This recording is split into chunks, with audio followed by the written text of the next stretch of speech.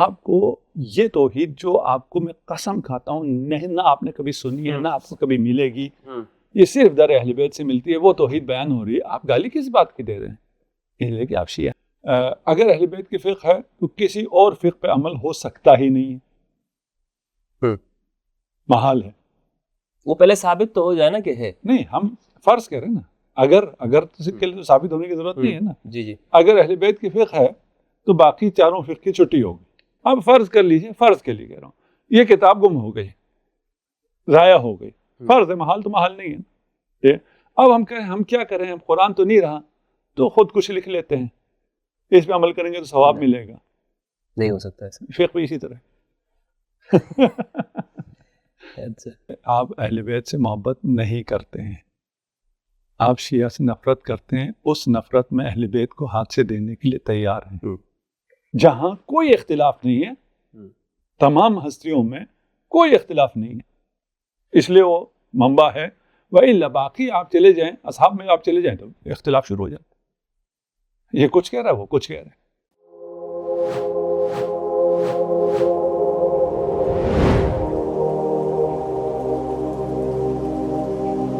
الحمد للہ رب العالمین والصلاة والسلام علی سید الانبیاء والمرسلین وآلہ الطیبین الطاہرین ورضی اللہ عن الصحابة من المہاجرین والانصار ومن تبعہم بإحسان الی یوم الدین۔ السلام علیکم ورحمۃ اللہ وبرکاتہ۔ امید کرتا ہوں آپ لوگ خیریت سے ہوں گے۔ اللہ عز و جل آپ سب کو اپنے حفظ و امان میں رکھے۔ مسلم معاشروں کے اندر دو بڑے طبقات پائے جاتے ہیں، سنی اور شیعہ، یعنی ہمارے جو مسلم معاشرے ہوتے ہیں وہ ان دو گروہوں میں تقسیم ہیں، یا تو سنی ہے یا شیعہ ہے۔ اسی طرح آپ دیکھتے ہیں کہ ہم سنتے ہیں فقہ حنفی، فقہ شافعی، فقہ مالکی، فقہ حنبلی، اور دوسری طرف ہمیں فقہ جعفری بھی سننے کو ملتا ہے۔ لیکن تعجب کی بات یہ ہے کہ فقہ جعفری کا لفظ جب ہم سنتے ہیں تو ہمارے دماغ میں ساتھ ہی ساتھ شیعہ کا تصور بھی آ جاتا ہے کہ معاشروں میں شیعہ لوگ بھی پائے جاتے ہیں اور فقہ جعفری کے اوپر وہ لوگ عمل کرتے ہیں۔ تو اس طرح یہ امت یا تو سنی فقہ میں اور شیعہ فقہ میں تقسیم ہو جاتی ہے۔ رسول اللہ صلی اللہ علیہ وآلہ وسلم نے اس امت کے لیے ایک وصیت فرمائی ہے کہ میں تم میں دو گراں قدر چیزیں چھوڑ کے جا رہا ہوں، اور یہ دو چیزیں ایسی ہیں کہ تم جب تک ان پر عمل کرو گے تو کبھی بھی گمراہ نہیں ہوگے اور راستے سے نہیں بھٹکو گے۔ پہلی چیز ہے قرآن مجید، اور دوسری چیز ہے اہل البیت علیہم السلام۔ ان دونوں کو نبی صلی اللہ علیہ وآلہ وسلم نے الثقلین قرار دیا کہ یہ بھاری بھرکم چیزیں ہیں۔ اب یہ ایک جانب وصیت موجود ہے رسول اللہ صلی اللہ علیہ وآلہ وسلم کی، اور دوسری جانب ہم اپنے معاشروں کو دیکھتے ہیں کہ ہمارے معاشروں میں شیعہ سنی کے نام پر تفرقہ پایا جاتا ہے۔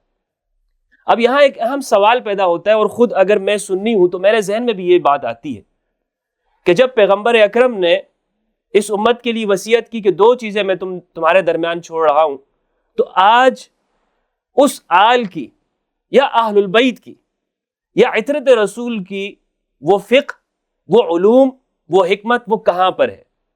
اگر وہ شیعہ کے پاس ہے تو مجھے وہ نہیں چاہیے۔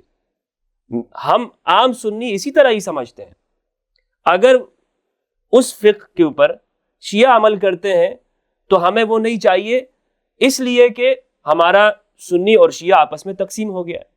تو پھر ہم اہل البیت کی فقہ کو یا اہل البیت کے علوم کو کیسے سمجھ سکتے ہیں؟ وہ کہاں پر ہیں، کس جگہ پائے جاتے ہیں، اور کیا واقعی موجود ہیں؟ اگر ہیں تو ہمارا عام سنی شخص کس طرح عمل کر سکتا ہے؟ میں یہاں بتاتا چلوں کہ ایک سنی ہونے کی حیثیت سے میں یہ سمجھتا ہوں کہ جہاں پر صحابہ کرام رضوان اللہ علیہم ہیں، وہیں پر اہل البیت علیہم السلام بھی ہیں۔ اہل سنت والجماعت نے صحابہ کرام سے بھی دین لیا ہے اور اہل البیت سے بھی لیا ہے۔ تو اب اہل سنت تو صحابہ اور اہل البیت دونوں کی پیروی کر رہے ہیں، لیکن جہاں پر ہمارے جو شیعہ بھائی ہیں وہاں پر اگر ہم یہ دیکھتے ہیں تو ان کا دعویٰ یہ ہے کہ ہم صرف رسول اللہ کی اس وصیت کو لیں گے کہ جو آپ نے اس امت کے لیے چھوڑے ہیں، اور وہ ہے اہل البیت۔ ایسے میں ہمارا نوجوان کنفیوژن کا شکار ہوتا ہے. یہ تمام سوالات میں نے جو ہمارے اہل سنت کی جانب سے ہوتے ہیں میں نے آج پیش کروں گا جناب اپنے نہایت ہی محترم میزبان کے سامنے، علامہ انور علی نجفی صاحب حفظہ اللہ کے سامنے. میں ان کا نہایت متشکر ہوں کہ انہوں نے اپنا قیمتی وقت نکالا اور اس اہم موضوع کے لیے انہوں نے وقت دیا ہے. حضرت السلام علیکم ورحمۃ اللہ. وعلیکم السلام ورحمۃ اللہ وبرکاتہ. تمہید میرے خیال میں تھوڑی بڑی ہو گئی ہے، اور نہیں تمہید میں ہمیں سمجھ میں نہیں آ رہا تھا آپ کس سائڈ پہ کھیل رہے ہیں. نہیں میں تو سنی ہوں حضرت. نہیں وہ تو معلوم ہے، لیکن پھر بھی اب آگے چلیں گے تو دیکھیں گے کدھر ہیں. آپ کا بہت شکریہ جب میں ادا کرتا ہوں تو یقین جانے میں دل سے آپ کا شکریہ ادا کرتا ہوں. خدا آپ کو سلامت رکھے. اچھا حضرت، سوال میرا یہ ہے کہ سب سے پہلے تو یہ بتائیے کہ شیعہ جس فقہ پر عمل کرتے ہیں وہ اہل البیت کی فقہ ہے، اور اس کا کیا ثبوت ہے کہ وہ اہل البیت کی فقہ پر عمل کرتے ہیں؟ ٹائٹل موڈ میں دشمن بھی کہتا ہے دوست بھی کہتا ہے کہ یہ جعفری ہے. صحیح ہے. وہ جب سب اقرار کر رہے ہیں کہ یہ امام جعفر صادق کے فقہ پہ عمل کرتے ہیں تو یہی کافی ہے. وہ تو لوگ کہتے ہیں کہ اس طرح ہے. جب کوئی اختلاف ہی نہیں ہے، جب آپ بھی کہہ رہے ہیں کہ یہ فقہ جعفری یہ ہیں، ہم بھی کہتے ہیں ہم ہیں، تو پھر تو بات ختم ہوگی. بات ثبوت تو وہاں لائے جائے جہاں پہ اختلاف ہو. یہ تو میں لائٹر موڈ میں کہہ رہا ہوں، ابھی ثبوت لائیں گے انشاءاللہ. اچھا ٹھیک ہے نا. اور اس میں دیکھیے ایک موقف یہ ہے کہ اہل بیت کی فقہ ہے ہی نہیں. صحیح ہے. کیونکہ اگر اہل بیت کی فقہ ہے تو کسی اور فقہ پہ عمل ہو سکتا ہی نہیں ہے، محال ہے. وہ پہلے ثابت تو ہو جائے نا کہ ہے. نہیں ہم فرض کریں نا، اگر کے لیے تو ثابت ہونے کی ضرورت نہیں ہے نا. جی اگر اہل بیت کی فقہ ہے تو باقی چاروں فقہ کی چھٹی ہوگی. بالکل چھٹی ہو گئی. صحیح. ٹھیک ہے نا. مسئلہ صرف یہ ہے کہ اہل بیت کی فقہ ہے یا نہیں ہے. حدیث ثقلین رسول خدا نے ارشاد فرمایا، حکم دیا تمسک کرو اہل بیت سے. جی. کل قیامت کو ہم کہیں گے کیسے تمسک کرتے؟ محبت کرتے ہیں ان سے اور ان کے راستے پہ چلتے. محبت کی کیا ضرورت ہے اہل بیت کو؟ تمسک ہے، محبت نہیں ہے. مودت ایک الگ چیز ہے. مودت اور محبت میں بھی مولا ماننا ہے، اطاعت کرنی ہے، شریعت پہ عمل کرنا ہے. رسول خدا نے کوئی اور کام تو نہیں کرنا تھا کہ جناب سیدہ سے محبت کا حکم ہے اس لیے تو نہیں کہ آپ ان کو گفٹ دے دیں گے تو پھر محبت ہو جائے گی. نہیں، ان کی بات ماننی ہے. وہ شریعت جو رسول خدا کہاں چھوڑ کے گئے ہیں؟ قرآن اور اہل بیت میں چھوڑ کے گئے ہیں. فرض یہ ہے. ابھی اگر ہم کہتے ہیں کہ نہیں ہے تو کل قیامت کے دن ہمیں پھر کسی اور فقہ پہ بھی عمل کرنے کی کوئی ضرورت نہیں ہے. اتنی مشکل میں نہ ڈالیں اپنے آپ. ہمارا عام سنی جو ہے نا حضرت، نہیں ابھی میں بہت محبت کرتا ہے. سنی شیعہ سے ہٹ کے عقلانی گفتگو کر رہا ہوں. اہل بیت کی اگر فقہ ہے تو کسی اور فقہ کی ضرورت نہیں ہے. اگر اہل بیت کی فقہ نہیں ہے تو بھی کسی اور فقہ کی ضرورت نہیں ہے، اس لیے کہ تو اس کا تو حکم ہی نہیں ہے. پھر تو موج کرو. خامخواہ کن کے پیچھے چل رہے ہیں، اپنے آپ کو مشکل میں ڈالا ہوا ہے. کل کچھ بھی قبول نہیں ہونے والا کیونکہ اس کا تو حکم ہی کوئی نہیں ہے. اس پہ تو اتفاق ہے نا کہ حکم جس کا ہے اس کی تو فقہ نہیں ہے، جس کی فقہ ہے اس کا حکم نہیں ہے. تو یا اہل بیت کی فقہ ہے یا نہیں ہے. اگر ہے تو بھی کوئی گنجائش نہیں، اگر نہیں ہے تو بھی ان کی کوئی گنجائش نہیں، کوئی حیثیت ہی نہیں. خام مخام میں ہم نے اپنے آپ کو مشکل میں ڈالا ہوا. صحیح. لیکن وہ یہ کہتے ہیں جو فقہ ہے، جیسے مثال کے طور پر دیگر جو فقہا ہیں انہوں نے بھی اہل بیت سے لیا ہے. نہیں، ان کا دعویٰ نہیں ہے. وہ آپ کہتے ہیں ان کا دعویٰ نہیں ہے تو پھر تو وہ اہل بیت کی فقہ ہے. پھر تو مثلا آج جو ابو حنیفہ کی فقہ بیان کرتے ہیں وہ اپنے نام سے تو منسوب نہیں کرتا. کیا کرتا ہے؟ وہ تو کہتا ہے میں حنفی ہوں.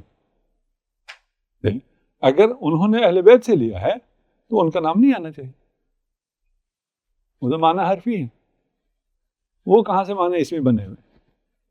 اچھا، ہم اس کو کیسے ثابت آپ کرتے ہیں کہ جی دیکھیں اہل بیت کی فقہ ہے؟ ان کو کب وقت ملا ہے؟ کس جگہ؟ ہمیں ثابت کرنے کی ضرورت ہی نہیں ہے فی الحال. تو ابھی ہم ثبوت پہ بعد میں آئیں گے. لیکن اگر کوئی یہاں جو ابھی میں مقدمہ قائم کر رہا ہوں وہ اگر کوئی سوچے اس پہ تعقل کرے، اور سنی شیعہ سے بھی مجھے کوئی کام نہیں ہے. جی، میں ایک انسان بحیثیت انسان ایک شخص ہے، وہ کہتا ہے میں مسلمان ہوں، آپ کو جس چیز کا حکم ہے آپ کو وہ کرنا ہے. اگر جس چیز کا آپ کو حکم نہیں آپ وہ کریں گے تو وہ بدعت ہے. بالکل. اس کا نفقت کوئی ثواب نہیں ہے, اس پہ عقاب ہے. بدعت حسنہ کوئی نہیں ہے, پھر حسنہ ہوگا. بدعت ہے نا. اور ہم پہ الزام یہی ہوتا ہے کہ یہ بدعتی ہیں. بھئی آپ کا بدعت اگر اس پہ بدعت بھی کرتے اور ہنستے بھی ہیں آپ, اگر وہ حسنہ نہیں ہے, یہ حسنہ ہی ہے نا. تو یہ جو آپ فقہ پہ عمل کر رہے ہیں, شریعت پہ عمل کر رہے ہیں, تمسک کر رہے ہیں, اپنے آپ کو حنفی کہہ رہے ہیں, میں تھوڑا سا سمجھانے کے لیے ایکسٹریم ہو رہا ہوں. اس کی اجازت تو ہے نہیں, آپ گفتگو کو مکمل اجازت ہے. ٹھیک ہے نا, گفتگو ہے, گفتگو کے لیے تاکہ بچوں کو بات سمجھ میں آئے, اس کے لیے تھوڑا سا ایکسٹریم پہ لے کے جا رہا ہوں میں. ان سب کی یا یہ وہی فقہ ہے, یہ لوگ اہل بیت کی فقہ بیان کرتے ہیں, تو بسم اللہ آپ کا اعتراض ختم ہو گیا, اہل بیت کی فقہ ہے ہی نہیں. آپ مجھ سے ثبوت مانگ رہے تھے نا کہ اہل بیت کی فقہ نہیں ہے, اب آپ کہہ رہے ہیں کہ اہل بیت کی فقہ ہے اور یہی اہل بیت کی فقہ ہے. یہی اہل بیت کی فقہ, ان کا نام ہٹائیے, اس کو فقہ الآل آپ نے بڑا خوبصورت پروگرام کا نام دیا ہے, بہت خوبصورت لکھا ہوا بھی ہے. ہم تو جاننا چاہتے ہیں نا فقہ الآل اگر آل ہے اور جو حدیثیں ہیں تو وہ کس جگہ پر ہیں, کیونکہ شیعہ کا اگر یہ دعویٰ ہے تو ہمارے کئی لوگ یہ کہتے ہیں, صرف میں نہیں, کئی لوگوں نے یہ بات کہی ہے کہ ہم اہل بیت سے محبت کرتے ہیں اور ہر مسلمان کرتا ہے, لیکن اب وہ ہمیں کیسے ملے گی, کیونکہ اس پر تو شیعہ نے اپنا برانڈ لگا دیا ہے. یہی چیلنج کا وہ کہتا ہوں کہ آپ اہل بیت سے محبت نہیں کرتے ہیں, آپ شیعہ سے نفرت کرتے ہیں, اس نفرت میں اہل بیت کو ہاتھ سے دینے کے لیے تیار ہیں. ایلیگیشن بہت سنگین ہوگی. صرف بات کو آگے بڑھانے کے لیے کر رہا ہوں میں, کسی پہ کوئی الزام نہیں لگا رہا, ہم علمی مباحثہ کر رہے ہیں. علمی مباحثے میں ہر بات کی اجازت ہوتی ہے. وہ نفرت تو موجود ہے, اس میں کوئی شک نہیں, اتنی نفرت ہے کہ اس نفرت کے لیے اس محبت کو ہاتھ سے دے دیتے ہیں. ہے یا نہیں؟ وہ یہ کہتے ہیں ہم ان پہ یقین نہیں کر سکتے نا, لوگ یہ کہتے ہیں ہم یقین نہیں کر سکتے. یقین کریں یا نہ کریں وہ تو بات کی بات ہے, ابھی ہم اس منزل پہ آئے ہی نہیں ہیں. ہم یہ بات کر رہے ہیں کہ ہمیں یہ یقین ہے کہ یہ خط امیر المومنین نے لکھا ہے جی, اور یہ مالک اشتر کو لکھا ہے, اور ایسا خط حکومت کے لیے اور انسانی حقوق کے لیے, انصاف کے لیے کوئی ہے ہی نہیں. اس کی نہ مثال ملتی نہ نظیر ملتی ہے, اور آج کی دنیا, ساری دنیا اس کا اعتراف کرتی ہے. یعنی ایک ایسی سند ہے جس پہ مسلمان جتنا فخر کریں کم ہے. علی سب کے ہیں نا, سب کے یہ ہے نا, خلیفہ ہیں تو بھی ہیں, امام ہیں تو بھی ہیں. اس عظیم ترین سند کو جس پہ ساری انسانیت فخر کرتی ہے, الا مسلمان, الا سنی, میں تھوڑا سا اور واضح بول دوں, کیوں؟ اس میں مالک اشتر کا نام آیا. مالک اشتر پہ ایک الزام ہے. میں کہتا ہوں ایک دفعہ فرض کر لیجئے یہ الزام صحیح بھی ہے, تو کیا فرق پڑتا ہے؟ کلام کس کا ہے؟ امام علی کا. کلام علی کا ہے. اگر اس پہ کسی کا نام آیا ہے, اس پہ کوئی الزام ہے, یا الزام ثابت بھی ہے, جو بھی ہے, کیا فرق کیا پڑتا ہے؟ شیعہ سے نفرت میں محبت کو ہاتھ سے دے رہے ہیں, اقرار نہیں کرتے, لیکن عملاً فقہ اہل بیت کو ہاتھ سے دے دیتے ہیں, فرامین اہل بیت کو ہاتھ سے دے دیتے ہیں, توحید اہل بیت کو ہاتھ سے دے دیتے ہیں, باب علم کو ہاتھ سے دے دیتے ہیں. مدینہ علم ہاتھ سے چلا جاتا ہے. نہ اہل بیت کی محبت, نہ رسول کی محبت, اپنی ضد اور جو تشیع سے نفرت ہے وہ آگے. صحیح. لیکن کیا وہ اس وجہ سے ہے کہ وہ اہل بیت سے محبت نہیں کرتے؟ خدا سے بھی محبت نہیں کرتے. نہیں, اہل بیت سے تو محبت کرتے ہیں نا. میں خدا سے پہ پہنچ گیا ہوں, آپ اہل بیت پہ ہیں. اچھا, خدا نے کہا ہے, خدا نے جو قرآن میں صریح کہا ہے, اطیعوا اللہ و اطیعوا الرسول. ابھی ہم اولی الامر پہ نہیں آتے. رسول کی اطاعت کرو. رسول نے کہا ثقلین, رسول نے کہا مودت اہل بیت. اسے ہم کیوں چھوڑنے پہ راضی ہو گئے ہیں؟ اگر مانیں گے تو شیعوں کو فائدہ ہوگا. بھائی شیعوں کو فائدہ ہوگا نہیں ہوگا پتہ نہیں, تمہیں فائدہ ہوگا. رسول کی مانو, خدا کی مانو. صحیح، یہ بات تو حضرت آپ کا ایک دعویٰ ہو گیا نا کہ وہ لوگ یہ بات اس طرح یعنی اطاعت نہیں کرتے، رسول کی اطاعت نہیں کرتے، وہ محبت کرتے ہیں سب کا. یعنی مجھے تو کوئی مسلمان ایسے نہیں ملا گا جو کہے گا کہ میں رسول سے محبت نہیں کرتا، اعوذ باللہ. کہتا نہیں ہے. نہیں، میں اور تھوڑا سا اور ایکسٹریم پہ چلا جاتا ہوں. یہ ہم جو کہتے ہیں ہم اہل بیت سے محبت کرتے ہیں، ہم محبت کرتے ہیں. محبت کرتے ہوتے تو یہ مسلم معاشرہ ہوتا.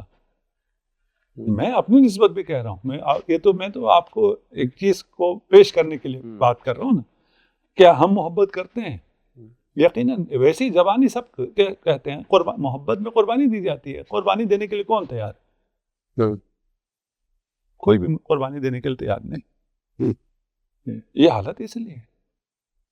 تو اس بات کا یہ سب کے لیے میں بات کر رہا ہوں ابھی، کیونکہ اپنی بات کو ثابت کرنے کے لیے، ایک توجہ دلانے کے لیے بات کر رہا تھا. اور یہ حقیقت ہے کہ ہم ہر اس کام کو چھوڑتے ہیں جس سے تشیع کو فائدہ ہوتا ہو. آپ کی ایک ویڈیو دیکھ رہا تھا، آپ نے اس میں کہا کہ آپ عیسائیوں میں جائیں کوئی مشکل نہیں ہے، یہودیوں میں جائیں کوئی مشکل نہیں ہے، سکھوں میں جائیں، ہندوؤں میں جائیں کوئی مشکل نہیں ہے. مشکل کہاں ہے؟ اگر امام بارگاہ میں آ جائے تو مشکل. وہ اصل میں حضرت وہ تو بنایا بھی اسی طرح ہے نا. ہمارے شیعہ بھائیوں نے مثلاً جیسے ابھی آپ نے فرمایا کہ اہل بیت کی جو فقہ ہے ہم اس پہ عمل کرتے ہیں، لیکن باقی لوگوں کو محبت ہی نہیں ہے. تو جب میں نے تو محبت میں اپنے لیے بھی انکار کرنے کے لیے تیار ہوں کہ وہ جو محبت کا حق ہے اس پہ ہم بھی پورا نہیں اترتے. صحیح. امام جعفر صادق علیہ السلام مدینہ میں تھے. کچھ لوگ آئے، انہوں نے پیغام بھجوایا کہ ہم آپ کے شیعہ ہیں، آپ سے ملنا چاہتے ہیں. امام نے وقت نہیں دیا. 1 دن 2 دن 3 دن. انہوں نے آخر میں احتجاج کیا اور احتجاج پہنچایا کہ آپ کے محب اتنی دور سے آئے ہوئے ہیں آپ سے ملنے کے لیے، آپ وقت نہیں دے رہے، آ جاؤ. وہ پہلے کیوں وقت نہیں؟ پہلے تمہارا دعویٰ بہت تھا، بڑا تھا کہ تم ہمارے شیعہ نہیں.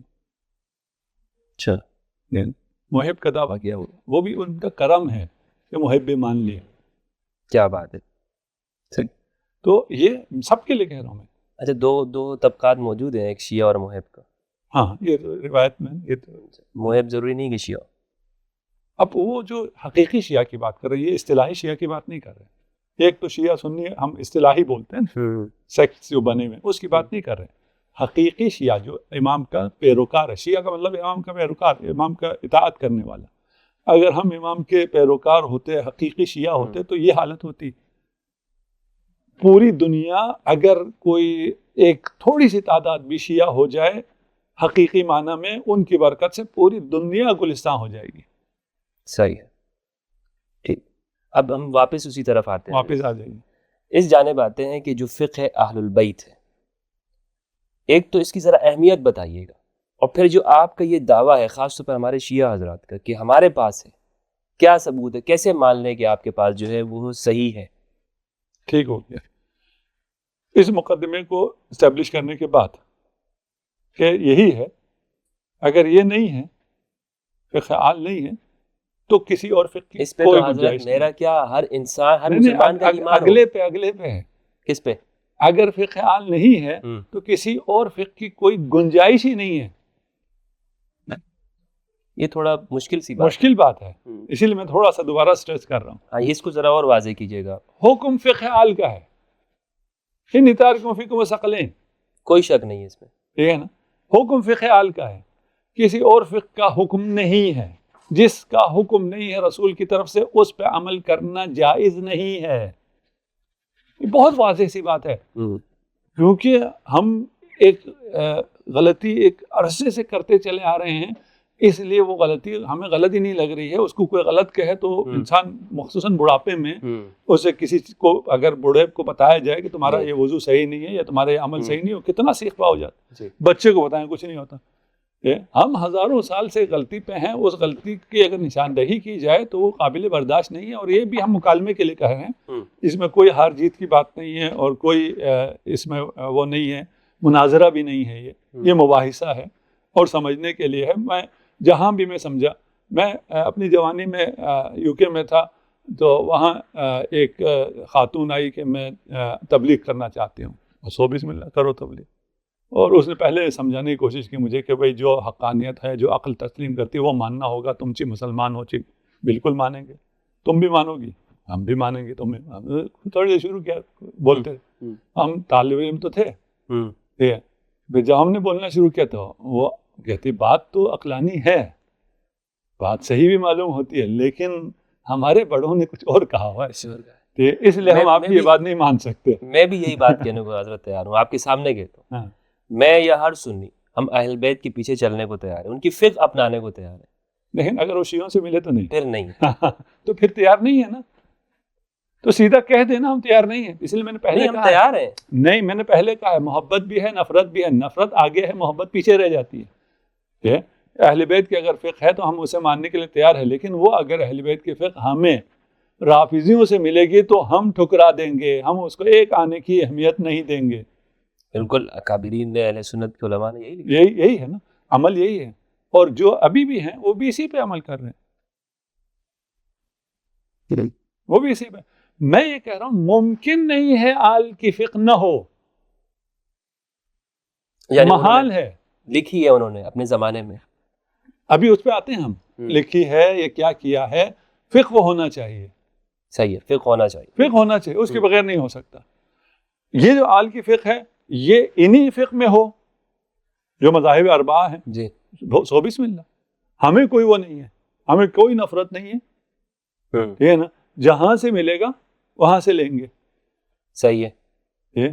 شرط یہ ہے کہ فقہ آل ہونی چاہیے, اور وہاں اگر آل کے دشمنوں سے آ رہی ہو تو نہیں لیں گے. محبت کا تقاضا ہے, دعویٰ آسان ہے محبت کرنے کا.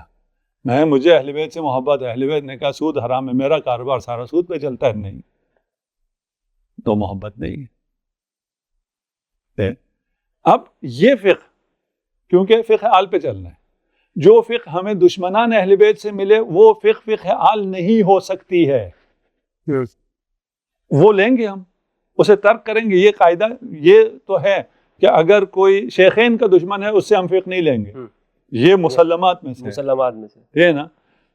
رسول کیا اپنے بات شیخین فرما گئے تھے یا ثقلین فرما گئے تھے؟ ثقلین.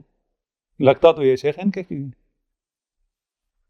شیخین کے دشمنوں سے دین لینا حرام, اور جو باب مدینۃ العلم ہے اس کے دشمن سے دین لینا مستحب, وجوب کی حد تک بھی ہے. یہ آپ کے یہ جو سامنے حدیث لکھی, قال الامام صادق اذا اراد اللہ بعبد خیرا یفقهہ فی الدین, فقہہ فی الدین.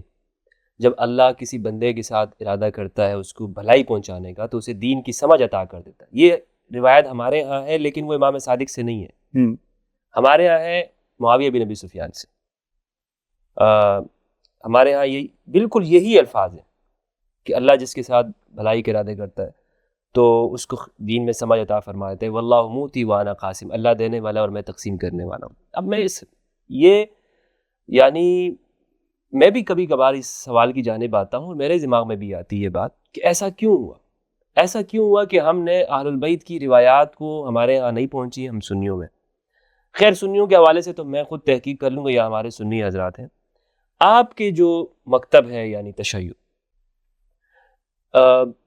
صرف اور صرف اہل البیت کے اوپر ہی اکتفا کیا جاتا ہے, میں اگر صحیح کہتا ہوں یہ بات, یعنی دیگر کسی سے آپ لوگ روایات نہیں لیتے؟ روایت لیتے ہیں, اہل بیت کی روایت دوسروں سے بھی لیتے ہیں. اچھا, رسول کی روایت بھی دوسروں سے لیتے ہیں, اہل بیت کی روایت بھی دوسروں سے لیتے ہیں. دوسروں سے کوئی اور چیز نہیں لیتے, دین نہیں لیتے, دین کسی اور سے نہیں لیتے. کوئی اور اہل بیت کا دین پہنچائے, آپ ابھی اہل بیت کا دین مجھے پہنچائیں اور بتائیں یہ امام جعفر صادق کی روایت میں آپ سے لوں گا. اچھا ٹھیک ہے نا, یہ یہاں تک تو ٹھیک ہے. ہمیں جو حکم ہے ہم ویسے ہیں, پابند ہیں, صحیح, تعبد ہے. اس سے ہٹ کے کسی نے کہا ہو آپ کے ہاں اجماع حجت ہے, ہمارے ہاں بھی اجماع ادلہ اربعہ میں آتی ہے, لیکن ہمارے ہاں اجماع جو آپ والی اجماع ہے وہ نہیں ہے. یعنی اہل بیت کو چھوڑ کے, اہل بیت کو اگر چھوڑیں گے تو رسول بھی نکل جائیں گے. رسول کا علم اہل بیت کے پاس ہے, اہل بیت کے اتباع کا رسول نے حکم دیا ہے, اہل بیت سے تمسک کا رسول نے حکم دیا ہے. اہل بیت کو چھوڑ کے باقی پوری امت بھی اجماع کر لے, اس اجماع کی ایک پیسے کی اہمیت نہیں ہے, بلکہ وہ ضلالت ہے, وہ گمراہی ہے. کیونکہ حکم جدھر ہے اس کو چھوڑ کے جتنے لوگ جمع ہو جائیں کیا فرق پڑتا ہے؟ لوگوں کے جمع ہونے سے خدا رائے لے کے تو حکم بیان نہیں کرتا. تشریع لوگوں کے تابع تو نہیں ہے. اگر ہم بھی اجماع کو حجت مانتے ہیں، وہ اجماع جو کاشف عن رأی معصوم ہو. صحیح ہے. اجماع اگر ایک اجماع اتفاق علماء کا، فقہا کا، اس میں یہ کاشفیت ہو کہ رسول کی بات یہی ہے، پھر ٹھیک ہے. اب آپ یہ کیسے ثابت کریں گے کہ رسول تک جو آپ کا جو سند ہے یا علم ہے یہ متصل ہے؟ ہم تو تب آپ کے اوپر یقین کریں نا کہ یہ شیعہ کے پاس جو علم ہے یہ اہل بیت کا ہے جب ہمیں یہ یقین ہو جائے کہ یہ متصل ہے. ہم ابھی اس پہ آتے ہیں. اگر میرا یہ پوائنٹ صحیح ہو گیا تو میرے لیے ادھر آنا بہت آسان ہو جائے گا. یہاں تک تو آپ کے ساتھ متفق ہے کہ ہر شخص ہوگا کہ اہل بیت کی فقہ ہے. اہل بیت کی فقہ نہیں ہو سکتا، نہ ہو. اگر نہ ہو تو پھر قیامت کے دن کوئی سوال جواب نہیں ہو سکتا ہے. بھائی اگر قرآن ہی نہیں ہے، فقہ اہل بیت نہیں ہے، جی قرآن بھی نہیں ہے، مسلمان نے کیا کرنا ہے؟ کوئی اور کتاب کوئی لکھ کے لے آئے گا، اس پہ عمل کریں گے یا قرآن پہ ہی عمل کرنا؟ جب پیغمبر نے کچھ چھوڑا نہیں ہے تو پھر کس پہ عمل؟ نہیں، یعنی پیغمبر بھی قرآن کے عنوان پہ کوئی اور چیز تو نہیں دے سکتا، کوئی بھی نہیں دے سکتا نا. جو اللہ کی کتاب ہے وہی. اب فرض کر لیجئے، فرض کے لیے کہہ رہا ہوں، یہ کتاب گم ہو گئی، ضائع ہو گئی، فرض ہے، محال تو محال نہیں ہے. اب ہم کیا کریں؟ اب قرآن تو نہیں رہا تو خود کچھ لکھ لیتے ہیں، اس پہ عمل کریں گے تو ثواب ملے گا. نہیں ہو سکتا ایسا. فقہ بھی اسی طرح. فقہ بھی یہی ہے، جو کچھ کر رہے ہیں خواہ زحمت کر رہے ہیں، خود سے لکھ دیے بیٹھ کے. بھائی فرض یہی ہے نا، ہم ابھی تو فرض یہی کہہ رہے ہیں نا، یہ نا. دیکھیں یہ بات تو آپ کی طرف بھی ہو سکتی ہے کہ آپ نے اہل بیت کے نام پہ لکھ دیے خود سے. وہی، ہاں ہم بھی یہی کہہ رہے ہیں. دیکھیں ہم کیا چیز اسٹیبلش کرنے جا رہے ہیں، کیونکہ لوگ ان مباحث سے بہت دور ہیں، اس لیے میں تھوڑا سا زیادہ اسٹریس کر رہا ہوں. نا یہ ایسی مباحث نہیں ہے جو انہوں نے پہلے کبھی سنی ہو. نہیں، اس پہ گفتگو ہی نہیں ہوتی نا ہمارے یہاں. تو یا تو ایک طرف لوگ بیٹھ کے گفتگو کر رہے ہوتے ہیں، اپنی چلا رہے ہوتے ہیں. دیکھیں میں اپنے معاشرے اور میں حضرت یہ بتاتا چلوں کہ اس گفتگو کا مقصد ہرگز کسی پہ طنز یا کسی کو بالکل بھی نہیں. اس گفتگو کا مقصد ہے علم حاصل کرنا. اور اور میں فرقوں کے اور فقہ کے جو اختلاف ہیں نا اس کو سمجھنا چاہتا ہوں. ایز اے اسٹوڈنٹ ہونے کے میں یہ سمجھنا چاہتا ہوں کہ ایک عام انسان وہ جو شیعہ سنی کے نام پر ایک دوسرے سے دور ہے، اگر اہل بیت پر ہم متفق ہو جاتے ہیں تو سارے فرقے ختم ہو جائیں گے. میں سمجھتا ہوں تو کیوں نہ امت کو ہم جوڑیں. امامتنا امان من الفرقہ. جناب سیدہ فاطمہ زہرا سلام اللہ علیہا نے خطبہ فدق میں مسجد نبوی میں کھڑے ہو کے سب کو اعلان کیا تھا، اعلموا انی فاطمہ، جانو میں فاطمہ بنت رسول خدا محمد مصطفیٰ صلی اللہ علیہ وآلہ وسلم ہوں، ہمارے امامت پہ جمع ہو جاؤ، کوئی تفرقہ نہیں ہوگا.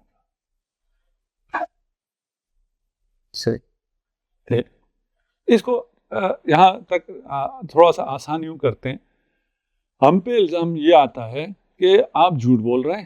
اختلاف تو حضرت یہاں سے بھی قطع کلامی کی معذرت چاہتا ہوں، اس کے اوپر بھی ہے، یہ خطبہ ہے نہیں ہے، اور پھر یہ اختلاف ہوا ہے نہیں ہوا ہے. امت تو اس میں بھی مختلف ہی ہے. نہیں اس میں کوئی اختلاف نہیں ہے، ثابت ہے. سارے کتابوں نے، سارے فرقوں نے لکھا ہے، اہل سنت نے اس خطبے کو بتایا ہے کہ یہ خطبہ ایسا ہوا ہے. اس کے بعد آپ اس خطبے کو پڑھیں، کوئی بھی ذی شعور شخص اس خطبے کو پڑھے، اس کے بعد اگر وہ قرآن پہ ہاتھ رکھ کے یا اہل بیت کے ساتھ خود ڈائریکٹ ہو کے کہہ سکے یہ خطبہ کسی اور نے گڑھا ہے، ایسا خطبہ ہے جو گڑھ سکتا ہی نہیں ہے، اعجاز ہے.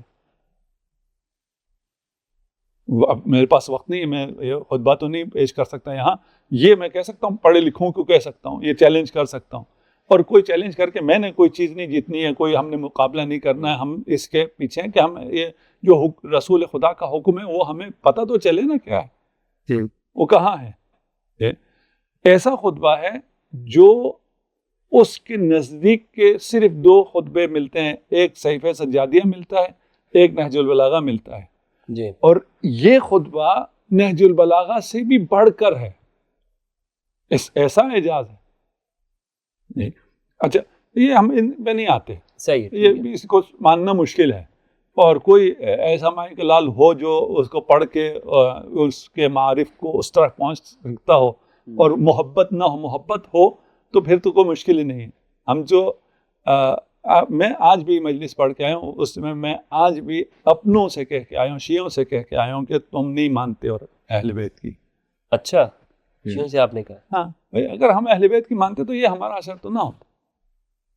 ہم اگر ایک بہت چھوٹی سی جماعت بھی اہل بیت کی مان رہی ہوتی تو آج غزہ میں یہ نہ ہو رہا ہوتا. اچھا. اس لیے کوئی یہ محسوس نہ کرے جب میں کہتا ہوں کہ میں تھوڑا سا اوپنلی بول رہا ہوں اور مباحثے کے لیے بول رہا ہوں. سر یہاں پر تو آپ یہ شیعہ کا لفظ بھی حضرت واضح کریں نا, یہ تو سب سے بڑا مسئلہ تو یہ ہے, یعنی شیعہ کا جو لفظ ہے یہ جو آج کل استعمال ہوتا ہے, اگر آپ یہ کہتے ہیں کہ حقیقی معنوں میں کوئی موجود ہی نہیں ہے تو پھر تو یہ لفظ کی حیثیت ہی ختم ہو گئی. نہیں, کوئی نہیں کہہ رہا میں, اس تعداد میں جتنے ہیں جتنے دعویٰ کر رہے ہیں ہم شیعہ ہیں وہ سب وہ اس میں تو ہے شناختی کارڈ میں شیعہ ہیں. اس کے جو اگر ان کا زکوٰۃ کا وہ ہوتا ہے, زکوٰۃ بھی یہ نہیں کہ شیعہ زکوٰۃ نہیں مانتے, شیعہ جو غیر شرعی حکومت ہے اسے زکوٰۃ نہیں دے سکتی ہے. یہ پہلے دن سے ہمارا یہ مسئلہ چلا آیا ہے. اچھا بھائی زکوٰۃ میں اسے دے سکتا ہوں جو غریبوں تک پہنچائے. آج کس کو نہیں پتا کہ حکومت جو زکوٰۃ کاٹتی ہے یہ غریبوں تک نہیں پہنچتا ہے؟ صحیح ہے, سب کو پتا ہے. جب سب آپ کو پتا ہے تو آپ سے یہ زکوٰۃ کٹا ہے, یہ آپ کا زکوٰۃ ادا نہیں ہوا ہے. اس میں تو حضرت یہ نہیں کہ آپ اولو الامر ہی نہیں مانتے ہیں. کن کو؟ کیونکہ زکوٰۃ تو اولو الامر کو دی جاتی ہے. کن کو اولو الامر نہیں مانتے ہیں؟ جو بھی نظام ہوگا, جس زمانے کا بھی ہوگا, جس جگہ بھی ہوگا, سوائے اہل البیت کی کسی اور کو اولو الامر مانتے ہی نہیں ہے شیعہ. نہیں, میں آج کل کی بات کرتا ہوں. کوئی مان سکتا ہے, کوئی عقل رکھتا ہو اور کہہ سکتا ہے کہ یہ اولو الامر ہے. صحیح. اور قرآن نے کہا ہے ان کو دے دو زکوٰۃ, جو غریبوں کا ہے وہ ان کو دے دو تاکہ یہ عیاشیاں کریں. ٹھیک, یہ کوئی بھی ذی شعور نہیں کہہ سکتا ہے, ٹھیک ہے نا. ہاں, اس شعور کو ختم کرنے کے لیے احادیث گڑھی گئی ہیں کہ جو اولو الامر ہوتا ہے وہ فاسد ہو, وہ فاجر ہو, وہ کافر ہو, سنت رسول کو جو مرضی کرے تحقیق کر دے, پھر بھی اس کا حکم ماننا واجب ہے. یہ عجیب رسول کا حکم. اس طرح کی کسی باتوں سے کر کے انہیں اولو الامر بنا دیں اور انسان مان لے, الگ مطلب ہے. کوئی ذی شعور ان کو اولو الامر نہیں مانتا. صحیح. تو ابھی یہ جو آپ یہ فرما رہے تھے کہ آپ کے پاس آپ عمل کرتے ہیں تو وہی جسے فقہ جعفریہ کہتے ہیں, یہ فقہ حال ہے, یہ آپ کا دعویٰ ہے. جی, اس پہ مزید تھوڑی سی روشنی ڈالیے گا, ثبوت کیا ہے اس کا؟ اچھا, اس کے لیے ہم آتے ہیں رسالت مآب کے زمانے میں. ہمارا جب ہم آل کی بات کرتے ہیں تو آل میں سنت آ جاتی ہے. سنت کا واحد منبع مأخذ آل ہے, جہاں کوئی اختلاف نہیں ہے, تمام ہستیوں میں کوئی اختلاف نہیں ہے, اس لیے وہ منبع ہے. وَإِلَّا باقی آپ چلے جائیں, اصحاب میں آپ چلے جائیں تو اختلاف شروع ہو جاتا ہے. یہ کچھ کہہ رہا ہے, وہ کچھ کہہ رہا ہے, یہ دائیں جا رہا ہے, اختلاف نہیں, نہیں بین میں کوئی اختلاف نہیں, یہ دائیں جا رہا ہے, وہ بائیں جا رہا ہے. اختلاف تو ہے نا حضرت.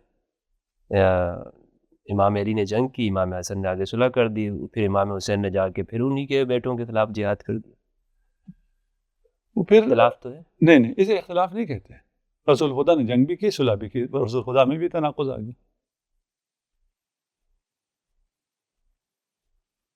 صحیح نہیں آیا. مختلف اوقات میں اس حالت میں امیر المومنین کی جگہ امام حسین ہوتے تو وہ بھی یہی کرتے, امام حسین کی جگہ امیر المومنین ہوتے تو بھی یہی کرتے. حالات مختلف ہو گئے ہیں, شرائط مختلف ہیں. ایسا نہیں ہے, یہ نہیں ہے کہ اگر جنگ کرنی تو خود رسول خدا نے بھی اگر ساری جنگیں ہی کی ہوتی پھر ہم کہتے ٹھیک ہے جی سنت یہ ہے کہ جنگ ہی کرنی ہے, کوئی صلح نہیں کرنی ہے. صلح سے اگر کسی کوئی معتبر ہو جاتا ہے تو مشرکین بھی معتبر ہو گئے, اب ان کے پیچھے بھی چل پڑے. وہ بھی رسول کو چھوڑ کے مشرکین کے پیچھے چل پڑے جو کہ عملاً چلے ہیں اور کہیں رسول نے صلح کی تھی نا, اچھے لوگ تھے, نہیں تو صلح کیوں کرتے؟ صحیح. صلح کا مطلب یہی وہ اچھا نہیں ہے, اس سے جنگ ہوئی ہے. تو آپ کہہ رہے ہیں کہ اہل بیت کی کسی قول میں کوئی اختلاف نہیں پایا جاتا, روایات میں بالکل اختلاف نہیں. روایات میں ہیں. اچھا, روایات میں ہیں, روایات میں صحیح اور ضعیف اور مکذوب, مجعول, حسن, یہ سب ہیں. وہ روایات ہیں, وہ روایات جو ثابت ہیں کہ یہ قول اہل بیت ہیں, ان میں تناقض ہو تب بات ہے نا. صحیح. یعنی جس طرح قرآن کی آیت ہے اس میں ایک دوسرے کے مخالف نہیں ہے, کوئی ممکن نہیں ہے. مجھے سمجھ میں نہیں آنے کی وجہ سے مجھے لگے ہو سکتا ہے کسی بھی پڑھ لکھے کے پاس چلے جاؤ تو بتا دے گا نہیں بھائی ان میں کوئی تناقض نہیں ہے. اہل بیت کا جو ثابت کلام اہل بیت سے اس میں کوئی تناقض نہیں. صحیح. اچھا, اب ہم چلے جاتے ہیں اس سے بھی آگے کی رسول کے دور میں, ابھی رسول کے دور میں آ رہے ہیں. صحیح ہے. ہمیں جو کچھ ملے گا رسول کے دور سے ملے گا. صحیح ہے. اس کے علاوہ اگر آپ کو کوئی کہیں لے جا رہا ہو تو سمجھ لیجئے یہ رازن ہے. یہاں تک تو دعویٰ لوٹنے کے لیے لے جا رہا ہے. لوٹ لیا ہے, کچھ بچا ہی نہیں آپ کے پاس. اگر وہ مدینہ سے ہٹا دیا آپ کو, عصر رسول سے ہٹا دیا, تو کیا آپ کے پاس ہے کیا جو لوٹے گا؟ کچھ بھی تو نہیں ہے پھر. سب کچھ یہی عصر رسالت مآب ہے, سب کچھ وہیں سے ملنا ہے. بے شک صحیح ہے. اچھا, اب یہ مناظرہ نہ ہو تو آپ کسی کو بھی عصر رسول تک جانے دیتے ہی نہیں. سنت کے ہمارا نام ہی سنت ہے, اہل سنت. نام تو ہمارا بھی شیعہ ہے. ہم نام پہ تو نہیں جا رہے, ہم تو پہلے اپنے لیے اعتراف کر چکے ہیں نا کہ بھئی ہمارے نام سے, ہمارے ہم بہت بڑی تعداد ہے جو سمجھتی ہے, نام پہ آپ بحث نہیں کرتے. نہیں, بہت بڑی تعداد ہے وہ سمجھتی ہے ہم کیونکہ شیعہ ہیں تو پھر ہم تو گئے جنت میں, پھر تو ہمیں کچھ بھی کرنے کی ضرورت ہے نہیں. بھئی کوئی جنت میں نہیں جائے گا. اچھا صحیح, ٹھیک ہے نا. زید بن النار امام رضا علیہ الصلوۃ والسلام کا بھائی ہے. وہ زیادتی کرتا تھا, لوگوں کا تنگ کرتا تھا, اذیت کرتا تھا. امام نے بلا کے منع کیا تو کہا میں تو سید, میں تو زہرا کی اولاد ہوں. اور ہمارا روایت ہے کہ جناب سیدہ کی اولاد پر آتش جہنم حرام ہے. اس نے بھی اسی سے استدلال کیا, مجھ پہ تو آتش جہنم حرام ہے, جو مرضی کرتا رہا. امام رضا نے ارشاد فرمایا وہ حسنین کے لیے, تمہارے لیے نہیں ہے. اللہ, امام کا بھائی ہے, امام کا بیٹا ہے. اس نس کو مخصوص کر دیا زمانہ. مخصوص, ہاں, کہ وہ نس کی سمجھ, میں یہی کہہ رہا ہوں, سمجھ میں نہ آنے کی وجہ سے کچھ کنفیوژن ہو سکتی ہے, وہ الگ مسئلہ ہے. بھائی مجھے نس سمجھ میں نہیں آ رہی ہے, مجھے قرآن سمجھ میں نہیں آتا, وہ تو اپنی جگہ ہے.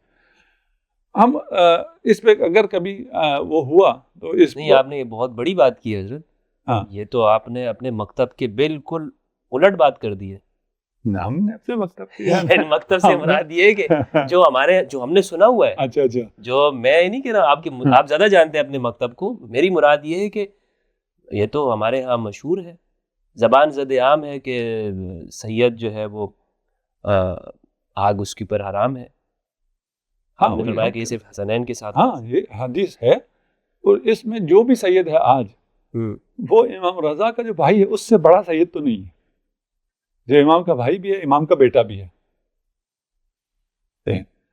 اس سے امام نے ارشاد فرمایا یہ تمہارے لیے نہیں ہے, تمہارے جو کرتوت ہیں تم نے استغفار کرو تو صحیح, نہیں تو ٹھیک. یعنی اہل بیت سے دین لینا ہے, عصر رسول میں جانا ہے. ابھی ہم اہل بیت کو بھی رہنے دیتے ہیں فی الحال. اچھا, جو کچھ ہے عصر رسول سے ملے گا. صحیح ہے, اس پہ تو اتفاق ہے نا. بالکل اتفاق. عصر رسول سے ہی یہ ملے گا کہ اہل بیت سے لینا ہے. وہاں پہنچیں گے تو بات چلے گی. ٹھیک, اب مجھے آپ کی بات سمجھ میں آ رہی ہے. ہاں, کہ آپ یہ کہہ رہے تھے کہ عصر رسول میں جانے ہی نہیں دیتے. ہاں, کیونکہ وہاں عصر رسول میں تو واضح ارشادات موجود ہیں کہ اہل بیت سے دین لینا. نہیں, یہ بھی نہیں کہہ رہا میں. اچھا, یہ بھی نہیں کہہ رہا. ہاں, یہ بھی نہیں کہہ رہا. دیکھیے, اگر مجھے عصر رسول میں جا کے اس بات کی اجازت نہ ہو کہ ان میں سے کون سی چیز رسول نے فرمائی ہے, کون سی چیز نہیں فرمائی ہے, اس کا مطلب ہے مجھے عصر رسول میں جانے کی اجازت نہیں ہے. یہ یہاں تک تو بات صحیح ہے نا. صحیح ہے. بھائی میں فرض کر لیجئے علم کے موتی ہیں, لیکن موتیوں کے ساتھ کچھ جعلی چیزیں بھی بک رہی ہیں. میں مدینہ میں جا کے وہ علم کے موتی سے ملنا چاہتا ہوں, وہ کہتے ہیں دیکھے بغیر لینا پڑے گا. بھائی میں تو دیکھ کے لوں گا. نہیں, گستاخ.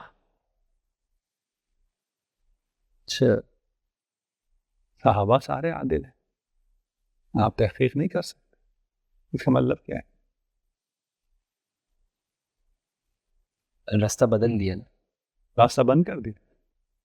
اب جو مل رہا ہے وہ مدینہ سے نہیں مل رہا ہے. اب اموی آپ کو سامان ملے گا. اچھا, اموی موتی ملیں گے, اور انہوں نے جو فیکٹریاں بنائی ہیں, انہوں نے اپنے مقاصد کے لیے جو چیز کی ہے, استعمال تو وہی ہوئے ہیں. جو فیبریکیشن ہوئی ہے, استعمال تو وہی ہوئے ہیں. بھائی میں تحقیق کر لوں, کیا حرج ہے؟ مسئلہ کیا ہے؟ آپ اگر اصلی ہیرا دے رہے ہیں تو میں اس کو جتنا ہی پرکھ لوں, آپ کو کیا مسئلہ ہے؟ آپ کو یہ ضد کیوں ہے کہ نہیں میں عادل ہوں, تم نہ پرکھو, ایسے ہی لے لو.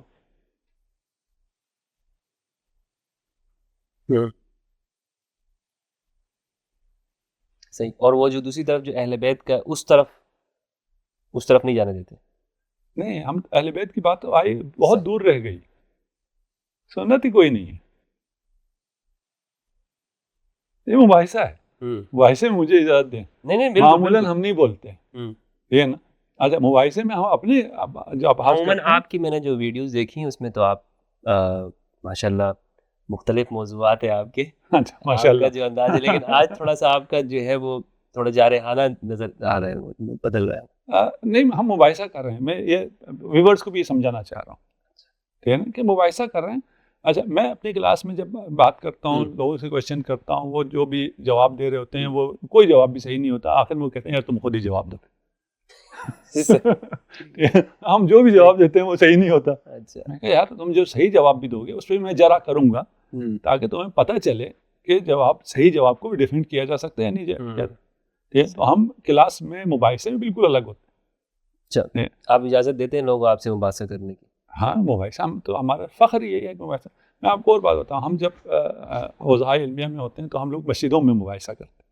مسجدوں میں عام پبلک مسجد جو ہوتی ہے وہاں بیٹھ کے مباحثہ کرتے ہیں, اور مباحثے میں ہم کافی داغ ہو جاتے ہیں. اس وقت میں ہمارا یہ ڈریس ہے, ہم اس کو معمم ہونا کہتے ہیں, عمامے سے ملبس بلباس روحانیت. میں معمم نہیں تھا, میرے جو ساتھی تھے وہ اکثر معمم تھے. تو بحث کرتے ہوئے بات آواز اونچی بھی ہو جاتی تھی اور بحث زیادہ بھی ہو جاتی تھی. تو عام لوگ یہ سمجھتے تھے کہ یہ مولانا سے لڑ پڑا ہے, عام آدمی ہے یہ کوئی, تو آ کے میرا گریبان تھام لیتے تھے. کہ مولوی کی بے احترامی کرتے ہو, وہ کہتے تھے یہ ہم سے بڑا مولوی ہے, چھوڑ دو اس کو. تو یہ ہم ابھی مباحثہ کر رہے ہیں. اگر سننے والے بھی مباحثہ سن سکتے ہیں تو سنیں, نہیں تو پھر جو آپ کہہ رہے ہیں ہمارے باقی بیانات ماشاءاللہ بہت اچھے ہوتے ہیں, وہ سنیں. صحیح, ٹھیک ہے. اچھا, وہاں بھی ہمیں مسئلہ کیا ہے, وہ مجھے اس پہ فخر ہے. ہم بات کر رہے توحید کی, صحیح, کمنٹس میں گالیاں دی جا رہی ہیں. بھائی آپ کو یہ توحید جو آپ کو میں قسم کھاتا ہوں نہیں, نہ آپ نے کبھی سنی ہے, نہ آپ کو کبھی ملے گی, یہ صرف در اہل بیت سے ملتی ہے. وہ توحید بیان ہو رہی ہے, آپ گالی کس بات کی دے رہے ہیں؟ اس لیے کہ آپ شیعہ ہیں. نفرت پہلے ہے, خدا بھی پیچھے رہ گیا ہے. ہم واپس اپنے ٹاپک پہ آتے ہیں. یہ جو توحید والی بات آپ نے کی ہے نا حضرت, یہ تو بالکل آپ نے صحیح بات کی. یعنی صحیح بات اس معنوں کے اندر بالکل اس کو اچھے اچھے لوگوں نے, پڑھے لکھے لوگوں نے بھی مشہور کیا ہوا. شیعوں کے پاس توحید نہیں ہے, اور وہ یہ کہتے ہیں کہ یعنی بنیادی مسئلہ جو ہے نا, امامت سے بھی اوپر اگر جائیں تو ان کے پاس یعنی ان کی کتابیں توحید سے خالی ہے, ان کا معاشرہ توحید سے خالی ہے, ان کی اوزات تو یعنی جتنا بھی جو شرک ہے وہ سب ان میں پایا جاتا ہے. یہ ایک بنایا گیا, حالانکہ میں شاید پہلے یہ سمجھتا ہوں, لیکن جب میں نے نہج البلاغہ کا مطالعہ کیا یا شیعہ کتب حدیث کا, تو اس میں تو پہلا چیپٹر ہی توحید کا ہوتا ہے. ہمارے ہاں پوری بخاری کے اندر, میں کمنٹ کر رہا ہوں اپنے حوالے سے, پوری بخاری میں کتاب التوحید کو یا کتاب العدل نہیں ہے, لیکن اسی طرح جو شیعہ کتب حدیث میں پورا ایک چیپٹر ہے کتاب العدل کے نام سے. تو یہ فرق ہے, لیکن ہمارے یہاں بڑی باتیں پھیلائی گئی ہیں شیعوں کے حوالے سے. مجھے اس کا اعتراف ہے حضرت, میں اعتراف کے ساتھ بیٹھا ہوں آپ کے سامنے. شیعہ تو کچھ بھی نہیں ہے. شیعہ کس کھیت کی مولی ہے؟ امیر المؤمنین علی ابن ابی طالب پر 70 برس سندھ سے لے کے اسپین تک لعنت ہوتی رہی ہے. شیعہ کیا ہوتے ہیں؟ بغض اور حسد تو ادھر سے ہے, حق تو وہاں ہے, ادھر سے شروع ہو رہا ہے نا. یعنی یہ جو آج ہم اہل بیت سے دور ہیں, وہ فکر جو نہیں آئی ہے, تو اس کی وجہ یہ ہے. جب ہو ہی نہیں سکتا, جس پہ لعنت ہو رہی ہو اس کی فکر کیسے ہو سکتی ہے؟ جب شام خبر آئی ہے کہ علی حالت نماز میں شہید ہو, علی نماز بھی پڑھتا تھا. جن لوگوں سے ہم فقہ لے رہے ہیں وہ کہتے تھے کہ علی تو, میں اب الفاظ نہیں لا سکتا. صحیح. اور جو علی پہ سب کرنے والے ہیں, سب و شتم کرنے والے ہیں, ان سے ہم تھوک کے داموں پہ احادیث لے رہے ہیں. جو علی کے خلاف تلوار اٹھانے والے ہیں ان سے ہم احادیث لے رہے ہیں. جو علی کے خلاف جو کوئی ایسا جرم نہیں ہے جو انہوں نے نہ کیا ہو, ان سے ہم احادیث لے رہے ہیں. تو وہ فقہ عال کیسے ہو سکتی ہے؟ فقہ عال نہیں ہو سکتی. اس کے لیے کوئی حوالہ نہیں چاہیے, کوئی اسپیشلائزیشن نہیں چاہیے, بالکل کامن سینس. اچھا حضرت, مجھے امتیاز بتائیے, ایک طرف فقہ اہل البیت ہے اور دوسری جانب فقہا کی ہے, جو عام لوگ ہیں جو جنہیں الفقہ علی مذاہب الاربعہ کہتے ہیں. چاروں فقہ. اس فقہ میں اور اس فقہ میں بنیادی طور پر کیا فرق ہے؟ آپ کیا دیکھتے ہیں کہ جس جو امتیاز کہہ سکیں کہ یہ اس فقہ کی امتیاز ہے؟ کوئی قیاس ہی نہیں ہے. ہم تو ثابت کر چکے ہیں اپنے موقف دے چکے، کوئی قیاس ہی نہیں ہے. جو امتیازات تو تب ہوتے ہیں نا جب دو چیزوں میں قیاس ہو. عام لوگ کے لیے آپ جو عام لوگوں کو یہ سمجھ میں آنا ضروری ہے کہ کوئی کمپیریزن ہے ہی نہیں. قیاس کمپیریزن کو کہتے ہیں. یعنی ایک معتبر ہے، ایک کا حکم ہے، دوسرا اگر اس کے علاوہ ہے تو بدعت ہے. ان میں سے کہیں ان کا امتیاز کیا ہے؟ ایک تو میں جنت میں پہنچا رہا ہے، دوسرا تم دنیا میں مشغول ہو. یہ میں صرف علمی مواحظہ کر رہا ہوں، ابھی اس کا کوئی کام نہیں ہے مجھے کون جنت جا رہا ہے کون جہنم جا رہا ہے. یہ ہم ایک علمی جنت جہنم کی بحث ہی نہیں سر. ہاں وہی کہہ رہے ہیں، ایک علمی مواحظہ. میں اس سے آگے پہلے جانا چاہ رہا ہوں. آپ مجھے یہاں 100 سال بعد لے کے آ رہے ہیں، 150 سال بعد. میں عصر رسول میں رہنا چاہ رہا ہوں تھوڑی دیر. اصل وہ ہے جو کچھ ہے، سرچشمہ حیات وہ ہے، مہدین علم وہ ہے. ان میں فرق کے لیے دیکھیے، جو مکتب اہل بیت کا نظریہ ہے اس کے تحت قرآن خود رسول خدا کے زمانے میں رسول خدا نے تدوین فرمائی، تدوین کروائی. امیر المؤمنین کاتب وحی تھے، اور باقی کچھ لوگ خواہ مخواہ ان کے نام شامل کیے جاتے ہیں اور ان کو زیادہ ہائی لائٹ بھی کیا جاتا ہے. جو قرآن کے نزول کے وقت کافر تھے، مسلمانوں سے لڑ رہے تھے، وہ کاتبان وحی میں شامل ہو جاتے ہیں. عقیدت اہل بیت سے محبت خود آپ کو جھلک کے نظر آئے گی کہ کتنی امت کو اہل بیت سے محبت ہے. اس لیے یہ اعزاز دے رہے ہیں کہ انہیں اہل بیت سے دشمنی میں، رسول سے دشمنی میں یہ آگے تھے، اس لیے انہیں اعزازات سے نوازا جائے. قرآن خود رسول خدا کے زمانے میں تدوین ہوا ہے، محفوظ ہوا ہے، کامل ہوا ہے. بعد والی ساری کہانیاں ہیں. یعنی یہ جو قرآن مجید آج ہمارے سامنے ہے، یہ امام علی نے جمع کی، تدوین کی. یعنی رسول خدا نے، رسول خدا کے حکم پہ یہ وہ قرآن جو کہتے ہیں نا امیر المومنین قرآن، جو امیر المومنین نے وہ تفسیر کے ساتھ، اس کی بات ہم نہیں کر رہے. یہ جو بین الدفتین ابھی قرآن موجود ہے، یہ اگر رسول کی طرف سے جمع کردہ قرآن نہ ہو اور وہ کہانیاں جو ہماری کتابوں میں ہیں ان کے مطابق 2 شہادتیں، 1 شہادت، 3 شہادت کی بنیاد پر جو قرآن ہے، جو متواتر بھی نہیں ہے، اس قرآن کو کوئی انسان مان سکتا ہی نہیں. وہ قرآن اعجاز ہوگا ہی نہیں، وہ کوئی قرآن کلام رب ہوگا ہی نہیں.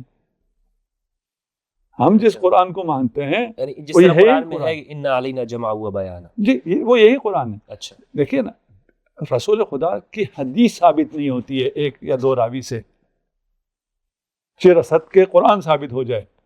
اس کا فقہ العال کے ساتھ کیا تعلق ہے؟ آل کے بغیر قرآن بھی نہیں ملے گا. اچھا، حدیث تو بات کی بات ہے. اگر قرآن ملے گا تو عصر رسول سے ملے گا. ہمارا فوکس یہ ہے کہ جو کچھ ملے گا عصر رسول سے ملے گا. وہاں سے جو ہٹائے آپ کو پھر مشکل میں ڈال رہے. جو کچھ ملے گا عصر رسول سے ملے گا. قرآن بھی آپ کو عصر رسول سے ملے گا، سنت بھی آپ کو عصر رسول سے ملے گی. وہاں سے ڈسکنیکٹ کر کے کہیں اور لے کے جا رہے ہیں اور کہہ رہے ہیں یہاں سے لے لو، ادھر سے لے لو، ادھر سے لے لو. جان لو یہ قرآن تو کیونکہ ایک مسلم معجزہ ہے اور اس کی ضمانت قرآن نے خود دی ہوئی ہے اور اس پہ مسلمانوں کا اتفاق ہے. اگر ان روایات کو لیا جائے، سنی روایت کو لیا جائے، شیعہ روایت کو لیا جائے، آپ کو قرآن ملے گا ہی نہیں. جو اختلاف ہے تحریف کے سلسلے میں اور جو بیانات ہیں اور جو اس کو پھر کور اپ کرنے کے لیے نسخ تلاوت کی ابحاث ہیں، یہ پھر بہت دقیق علمی ابحاث ہیں. ان سب میں نہیں جانا چاہتا، لیکن اشارے اس لیے کر رہا ہوں. کوئی اگر پڑھے لکھے لوگ سن رہے ہیں تو ان کو یہ اشارات بڑے کام دیں گے. ان کو بہت جو قرآن موجود ہے اس کے اوپر کامل یقین ہے. ہاں کامل یقین ہے کہ یہ وہ قرآن ہے جو رسول خدا نے خود تدوین فرمایا تھا، خود جمع فرمایا تھا. اس کے بعد سینہ بے سینہ اور تحریر کی شکل میں تواتر سے تمام مسلمان اور تمام اصحاب کے ذریعے آ رہا ہے. اگر یہ نہ ہو اور وہ کہانیاں ہوں تو وہ تو قرآن ہی نہیں. اچھا، یعنی آپ یہ کہنا چاہ رہے ہیں کہ جو قرآن ہمارے سامنے ہے اس کے مخالف جتنی بھی روایات ہیں وہ سب باطل ہیں. نہیں ہمارے پاس جو روایات ہیں وہ یہ ہے کہ یہ قرآن زمانے رسول کے بعد جمع ہوا ہے جی. اور جمع ہونے کا طریقہ یہ تھا کہ خلیفہ نے ذمہ داری لگا دی تھی کچھ لوگوں کی جن کا قرآن فہمی قرآن کے عالم ہونے کا کوئی ثبوت نہیں ہے، اور پھر انہوں نے ایک گواہی دو گواہی کی بنیاد پہ کہا یہ قرآن ہے یہ قرآن نہیں ہے، اور اس وقت بڑا اختلاف ہے ان کو، پھر اس کے اندر ان روایت میں جائیں تو ان کے لیے کھلا ہے جن کو ان روایت میں ورود ہے. اس کے بعد کوئی قرآن جو ہے وہ بنا ہے، ایسا قرآن نہیں ہے. قرآن وہ ہے جو عصر رسول سے ملے گا. عصر رسول کے بعد اگر آپ کہتے ہیں تدوین ہوا ہے کسی اور کو کریڈٹ دینے کے لیے کرتے ہیں تو وہ پھر قرآن نہیں رہتا ہے. جب آپ یہ بات کرتے ہیں نا، یہ بہت یعنی بات تو ہے، لیکن اس سے لوگ یہ سمجھتے ہیں کہ شاید وہ جو بعد میں جمع ہوا یعنی یہ والا جو قرآن آج ہمارے سامنے نہیں، یہ بعد والا نہیں ہے، یہ پہلے والا ہے. یہ پہلے والا ہے. ہاں، یہ بعد والا نہیں ہے. یہ لوگوں کو سمجھ آنی چاہیے. اس کو میں تاکید دوبارہ کر دیتا ہوں. جی. یہ قرآن رسول کے زمانے کا قرآن ہے، رسول کا جمع یہ والا قرآن ہے. جی. نا، یہ کوئی اور قرآن نہیں ہے. اس پہ کوئی اور ٹائٹل آپ لگائیں تو وہ قرآن نہیں رہتا ہے. اگر رسول خدا نے خود، ہم اس کے ایک ایک زیر زبر اور ایک ایک حرف کے ہم پابند ہیں. کیوں پابند ہیں؟ اس لیے پابند ہیں کہ یہ خدا کا کلام ہے. یہ آپ سنت میں اتنے پابند نہیں ہو سکتے. سنت میں آپ کو دیکھنا پڑتا ہے کہ یہ نقل کیسے آئی ہے، وہ نقل کیسے آئی ہے، یہ روایت کیسے آئی، وہ روایت کیسے آئی، اس کا قرآن سے تعارض ہے یا نہیں ہے، اس کا باقی سنت متواترہ سے تعارض ہے نہیں. سب چیزوں کو پرکھنا پڑتا ہے، سب چیزوں کو دیکھنا پڑتا ہے. تو قرآن بھی وہ ہے جو عصر رسول سے آئے، سنت بھی وہ ہے جو عصر رسول سے آئے. اگر عصر رسول سے کسی چیز کو آپ ڈسکنیکٹ کر دیں، اس چیز کی حیثیت، اس چیز کی قیمت صفر ہو جاتی ہے. اس کا پھر مقایسہ نہیں کیا جاتا کہ آپ کہیں جناب اس فقہ اور اس فقہ کے امتیازات کیا ہیں. کوئی امتیاز کیا ہماری، یہ فقہ نہیں ہے. فقہ وہی ہے، اس کے علاوہ نہیں ہے. اچھا، اس مقدمے سے ہم کہاں آنا چاہ رہے ہیں؟ عصر رسول کے بعد دو سٹریم چلی ہیں، ایک مکتب اہل بیت چلا، ایک مکتب خلفاء چلا. مکتب خلفاء میں کیا ہوا؟ حدیث کے ساتھ پھر ایک لمبی کہانی ہے، اس میں لوگ اتنے آسانی سے یہ باتیں مانتے نہیں ہیں. موجود ساری اہل سنت کتابوں میں ہے، کوئی اختلافی بات ایک بھی نہیں کروں گا. یعنی آپ نے یہ دیکھا ہوگا کہ ہم جب بات کرتے ہیں تو ہم 100% اہل سنت منابع سے اپنا موقف ثابت کر دیتے ہیں، 100%، جبکہ یہ محالات میں سے ہے. بھئی میرا موقف میری کتاب سے ثابت ہوگا. میں اگر ایسا چیلنج آپ کو دے دوں کہ آپ اپنی باتیں 100% ہماری کتابوں سے ثابت کریں، 100% کیا 2% بھی ثابت نہیں ہوگا؟ وہ آپ کہیں گے ہو ہی نہیں سکتا. بھائی تمہاری کتاب سے میری بات کیسے ثابت ہوگی؟ لیکن یہ اب اس کو میں کوئی زیادہ نہیں بولنا چاہتا. یہ اہل بیت کا اعجاز ہے. اہل بیت کا اعجاز. احسنت، جزاکم اللہ. یہ ان کا اعجاز ہے، ہماری کوئی اس میں حیثیت ہی کوئی نہیں. جو فقہ رسول خدا کے بعد حدیث پہ پابندی لگی، حدیث جلائی گئی، حدیث کو ممنوع قرار دیا گیا، حدیث تدوین نہیں ہوئی، حدیث نقل نہیں ہوئی 100 سال، یعنی کہ لکھی نہیں گئی ہے. آپ نشر کر سکتے ہیں سینہ بے سینہ. آپ اس کے لیے ہونا کیا چاہیے تھا؟ ہونا تو یہ چاہیے تھا کہ سسٹم کی طرف سے، ریاست کی طرف سے اس کا اہتمام ہونا چاہیے تھا. وہ حدیث بعد میں فیبریکیٹ ہوئی ہے. انی تارکم فیکم الثقلین کتاب اللہ و سنتی. بھائی سنتی ہوتا تو پھر کوئی انسٹیٹیوشن قائم ہونی چاہیے تھی کہ بھئی سنت کو بھی محفوظ کرو. قرآن اور سنت چھوڑ کے گئے ہیں تو سنت کو یکسر ریجیکٹ کر دیا گیا. اچھا، یعنی اگر آپ یہ کہہ رہے ہیں کہ اگر یہ روایت صحیح ہے، حضور نے فرمائی ہے، تو پھر اس زمانے میں سنت مدون ہوتی، اہتمام ہوتا. اس زمانے میں تو بقول ان کے قرآن بھی مدون نہیں ہے. اس کو ہم نے اسی لیے پہلے اس کو حل کیا ہے. اچھا، میں جو ادھر سے میں نے شروع کیا ہے اس کی وجہ یہی ہے. ٹھیک ہے نا؟ قرآن ہی مدون نہیں ہے تو سنت کا اور قرآن کا آپس میں میل جول کیسے کرتے ہیں؟ کیا میل جول کیا؟ یعنی یہ جو کہتے ہیں کہ دونوں ایک ساتھ، دونوں چھوڑی ہیں حضور نے فرمایا کہ تم کبھی گمراہ نہیں ہوگے. تو میں 2 چیزیں چھوڑ کے جا رہا ہوں، قرآن اور سنت. تو جب قرآن ہی جمع نہیں ہے، سنت تو پھر بعد کی بات ہے نا، وہ تو مدون ہوگی نہیں. قرآن بھی نہیں ہے، یہ تو نہیں ہو سکتا. میں یہی کہہ رہا ہوں نا، یہ نہیں ہو سکتا کہ رسول خدا فرمائیں میں قرآن چھوڑے جا رہا ہوں اور اس وقت یہ قرآن جب انہوں نے آپ فرض کر لیے 10 سال بعد، 5 سال بعد، 8 سال بعد، ابھی مجھے ایگزیکٹ ذہن میں نہیں ہے کتنے سال، 2-4 سالوں کی بات ہے. 4 سال تک باقی صحابہ کیا کریں؟ قرآن تو مدون ہی کوئی نہیں ہے، میرے پاس ہے ہی نہیں قرآن، میں کوئی پیچھے پھرتا رہوں گا. آپ کو چند جو زیاد ہیں دوسرے کو، اس وقت تراویح بھی نہیں تھی کہ اس طرح کے حافظ ہوتے، وہ بھی جا کے حضرت عمر کے دور میں کہیں جا کے بدعت حسنہ کہتے ہیں اسے، تراویح بھی نہیں تھے، اس قسم کے حافظ بھی نہیں تھے. تو پھر میں کیا کرتا؟ کیسے تمسک کرتا قرآن سے؟ ہے ہی نہیں. محال ہے بھائی. رسول خدا کسی ایک دن کے لیے، ایک لہجے کے لیے بھی، ایک آدمی رسول خدا کے بعد 5 منٹ زندہ رہا ہے، 5 منٹ بعد مر گیا، اس کے لیے امکان ہی نہیں تھا. نہ وہ سنت سے تمسک کر سکتا ہے اس لیے کہ سنت ممنوع ہے، نہ وہ قرآن سے تمسک کر سکتا ہے اس لیے قرآن مدون ہی نہیں ہے. اس اسٹریم پہ اگر آپ آ جاتے ہیں مکتب خلفاء کی، جو آپ کہہ رہے ہیں کہ ہمارے پاس حدیث ہے اور اہل سنت ہم ہیں اور ہم اہل حدیث ہیں، ہم اہل سنت ہیں، آپ کے پاس کدھر سے آئی؟ آپ اس کے اہل کیسے بن گئے؟ آپ کے پاس تو ہے ہی نہیں. آپ کی تاریخ تو یہ ہے. ابھی اس میں مجھے زیادہ اصرار نہیں ہے. نہیں، یہ حقیقت ہے، اس میں کوئی ایسی کوئی بات نہیں ہے جس میں ہم کہیں کہ ہمیں کوئی سر جھکانے کی یا شرمندگی ہو گئی. خلفاء نے منع کیا تھا مطلب حدیث لکھنے سے. شرمندگی تو بہت ہونی چاہیے. اگر مجھے ایسی سچویشن سامنے آ گئی تو میں تو سر نہیں اٹھاؤں گا. نہیں، مطلب ہم یہ کہتے ہیں کہ اس میں وہ قرآن مجید کی تدوین کے زمانے میں خود حضور نے منع فرمایا تھا کہ کہیں دونوں آپس میں مکس نہ ہو جائے نا. کوئی ایسی چیز روایت نہیں، ایسی کوئی چیز نہیں ہے. لا تکتب عنی ہے، لا تکتب عنی شیئا یہ ہے، لیکن یہ نہیں ہے فی زمن تدوین القرآن، کہیں بھی نہیں ہے. یہ ابھی آپ کے ذہن میں آیا ہے. یہ آپ کے بزرگوں کے ذہن میں ایسی روایت گھڑنا نہیں آئی ہے. نہیں، ہمارے بزرگ ہیں، ہم تو دفاع کریں گے. نہیں دیکھیں، نہیں میں علمی بحث کر رہا ہوں نا. علمی بحث میں آپ مجھے آزادی دیجیے تو آزاد بولیں. ٹھیک ہے، علمی مباحثے میں یہ کوئی وہ احترام، باقی سب اپنی جگہ ہم آپ کا بھی بہت احترام کریں گے، لیکن جب اپنا علمی موقف پیش کر رہے ہوں گے اس میں بالکل ہم آزادانہ بولیں گے. صحیح. پر صرف ایک مباحثہ، اور مباحثے کا جو ہے وہ جو طالب علموں میں مباحثہ جنہوں نے نہیں دیکھا انہیں شاید یہ لگے کہ یہ پتہ نہیں کیا کر رہے ہیں اور یہ لڑتے کیوں نہیں ہیں. یہ باتیں تو ایسی ہو رہی ہیں کہ تھوڑی دیر بعد کوئی گلاس مار دے اور کیا ہو جائے، پھر پوچھیں پروگرام میں کیا ہوا. ٹھیک. اچھا، سلامت رکھے آپ. اچھا دیکھیے، یہ ہوا.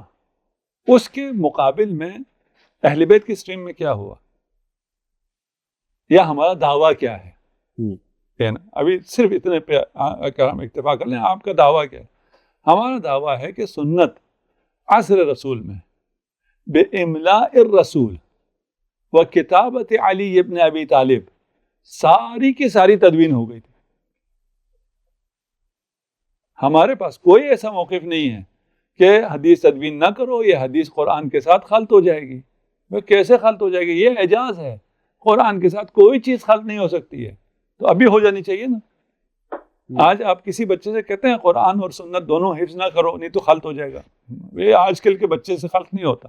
اس زمانے کے عرب جو اس اعجاز کو جانتے تھے، پہچانتے تھے، اور اس وقت فصاحت و بلاغت اپنے اوج پر تھی، اسی لیے قرآن کا معجزہ فصاحت و بلاغت بھی ہے اور وہ معانی بھی ہیں. صرف یہ فصاحت و بلاغت صرف نہیں ہے، وہ ہمارے جو الہاد کی ہم نے آبحاث کی تھی اس میں جو قرآن کی طرف مشکلات ہیں، اعتراضات ہیں، ان کو ہم نے بحث نہیں کی. وہاں یہ آبحاث بڑی آتی ہیں اور اس پہ بڑی گفتگو ہے.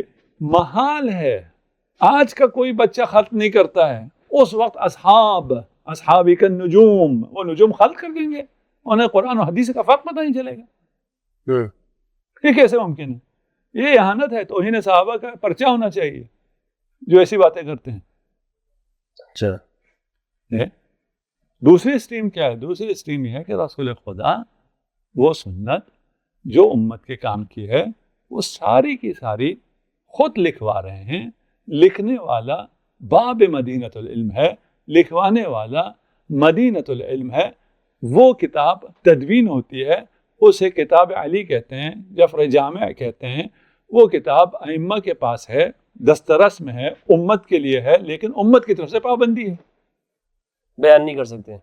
پابندی تھی، اس میں تو کوئی شک نہیں ہے نا. پابندی کی وجوہات بیان کرتے ہیں نا آپ. ہم نے تو وجوہات کو کہا کہ یہ وجہ، پابندی کی یہ وجہ نہیں ہے. پابندی کی کیا وجہ ہے وہ پھر مناظرہ ہو جائے گا. ذہن چلائیں، سب کے ذہن میں آ جائے گا. کوئی ضروری نہیں ہے شیعہ ہو کیا ہو. ٹھیک ہے، صرف وہ جمود کو توڑ کے، تقدیس کو توڑ کے، ایک طالب علم کے طور پہ، ایک ریسرچر کے طور پہ سوچنا شروع کرے، تاریخ کو پڑھنا شروع کرے، باتیں واضح کھلتی چلی جائیں گی. امیر المومنین کے پاس ساری سنت مدون موجود ہے. وہ مدون سنت پھر اہل بیت میں آگے چلی ہے. اہل بیت میں چلتی ہوئی جب اہل بیت کو موقع ملا، بنی امیہ اور بنی عباس کے اس درمیانی فاصلے میں جب اہل بیت کو موقع ملا، اہل بیت میں کسے موقع ملا؟ امام جعفر صادق علیہ السلام کو اور امام محمد باقر علیہ السلام کو جب اجازت ملی، اس سے یہ حدیث لوگوں تک پہنچنا شروع ہوئی. محفوظ ہے، محفوظ ہاتھوں میں ہے. یعنی آپ کا کہنا یہ ہے کہ سب کچھ دین جو ہے یہ خود رسول اللہ کے زمانے میں اہل بیت نے جمع کیا تھا، امام علی نے جمع کیا تھا، یہ آپ کا دعویٰ ہے؟ ہمارا دعویٰ یہ ہے کہ اگر ایسا نہ ہو تو آپ زحمت نہ کریں کسی بھی چیز. ہمیں سب کچھ رسول سے ملے گا، سب کچھ وہیں ہونا چاہیے تو آپ کو ملے گا. رسول ایسے ہی چھوڑ گئے ہوں اور جس کو بعد میں امت نے بیٹھ کے اتنا اختلاف کرنا ہو تو اس میں سے کچھ ملے گا آپ کو؟ اس میں سے آپ کو کچھ نہیں ملے گا. رسول جب فرما گئے ہیں جی تو پھر رسول کی حدیث بھی، اور رسول نے جو قرآن ہم تک، قرآن رسول نے ہی پہنچایا. ہمیں تو کسی، نہ ہم نے جبرائیل کو دیکھا ہے، نہ ہمارے پاس کوئی اور سورس. تو یہ دونوں رسول ہی سے ہمیں ملتا ہے، اور رسول سے ملنے کا واحد سورس فقہ آل ہے، اہل بیت. یہ رسول نے خود بھی فرمایا ہے، عملاً بھی پتہ ہے. کوئی ایسا عالم جو اہل بیت کے مقابلے میں جیسے عالم کہا جا سکتا ہو، تاریخ اسلام میں نہیں آیا ہے. اس میں کوئی تکلف نہیں، کوئی تعارف نہیں. تمام لوگ امیر المومنین علی ابن ابی طالب کے محتاج رہے اور اعتراف کرتے رہے کہ اگر علی نہ ہوتے تو کیا ہوتا. حدیث بھی امیر المومنین کے پاس تھی، رسول نے املا کروائی تھی، علی نے لکھا تھا، اور وہ حدیث اہل بیت کے پاس محفوظ تھا. اسی لکھی ہوئی حدیث سے اہل بیت ایسی ہستیاں ہیں جن کے بارے میں اگر ہم کہیں کہ انہوں نے نہیں بھی لکھا تھا پھر بھی صحیح بیان کر رہے، یہ کہہ سکتے ہیں. بالکل. لیکن ہم 1,00,000 لوگوں کے لیے نہیں کہہ سکتے کہ یہ 1,00,000 لوگوں نے لکھا بھی نہیں، رہے بھی نہیں، ان کا فل ٹائم یہ ہے بھی نہیں، ترجیحات بھی ان کی یہ نہیں، اور وہ جو بھی کہہ رہے ہیں وہ سب صحیح ہے، یہ نہیں کہہ سکتے. یعنی وہ جو قیاس کر رہے ہیں اس کے اوپر کوئی سند نہیں ہے. کون سی جو دیگر لوگ قیاس کر رہے ہیں اس کے اوپر ہم سند نہیں کہہ سکتے کہ یہ کوئی سند بن سکتی ہے ہمارے لیے. اہل بیت کے علاوہ اگر کوئی شخص قرآن میں استنباط کرتا ہے یا قرآن میں استنباط تب کر سکتا ہے جب قرآن رسول سے ملا ہو.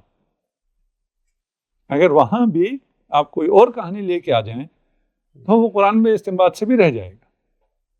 ابھی کر سکتے ہیں اس لیے کہ قرآن ہمیں رسول سے ملا ہے، رسول سے ملے ہوئے قرآن سے آپ استنباط کر سکتے ہیں. اہل بیت سے ملی ہوئی حدیث سے آپ استنباط کر سکتے ہیں، اس لیے کہ حدیث کا دوسرا راستہ تو بند ہو گیا تھا، ہے ہی نہیں.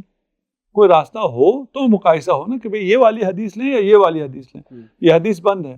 اس کے بعد ایک پروگرام آپ نے ڈاکٹر صداقت صاحب کے ساتھ کیا، وہ جو اس میں وہ کہہ رہے تھے کہ رافضیوں کا فیضان ہے، اور 16,000 18,000 فگر دے رہے تھے.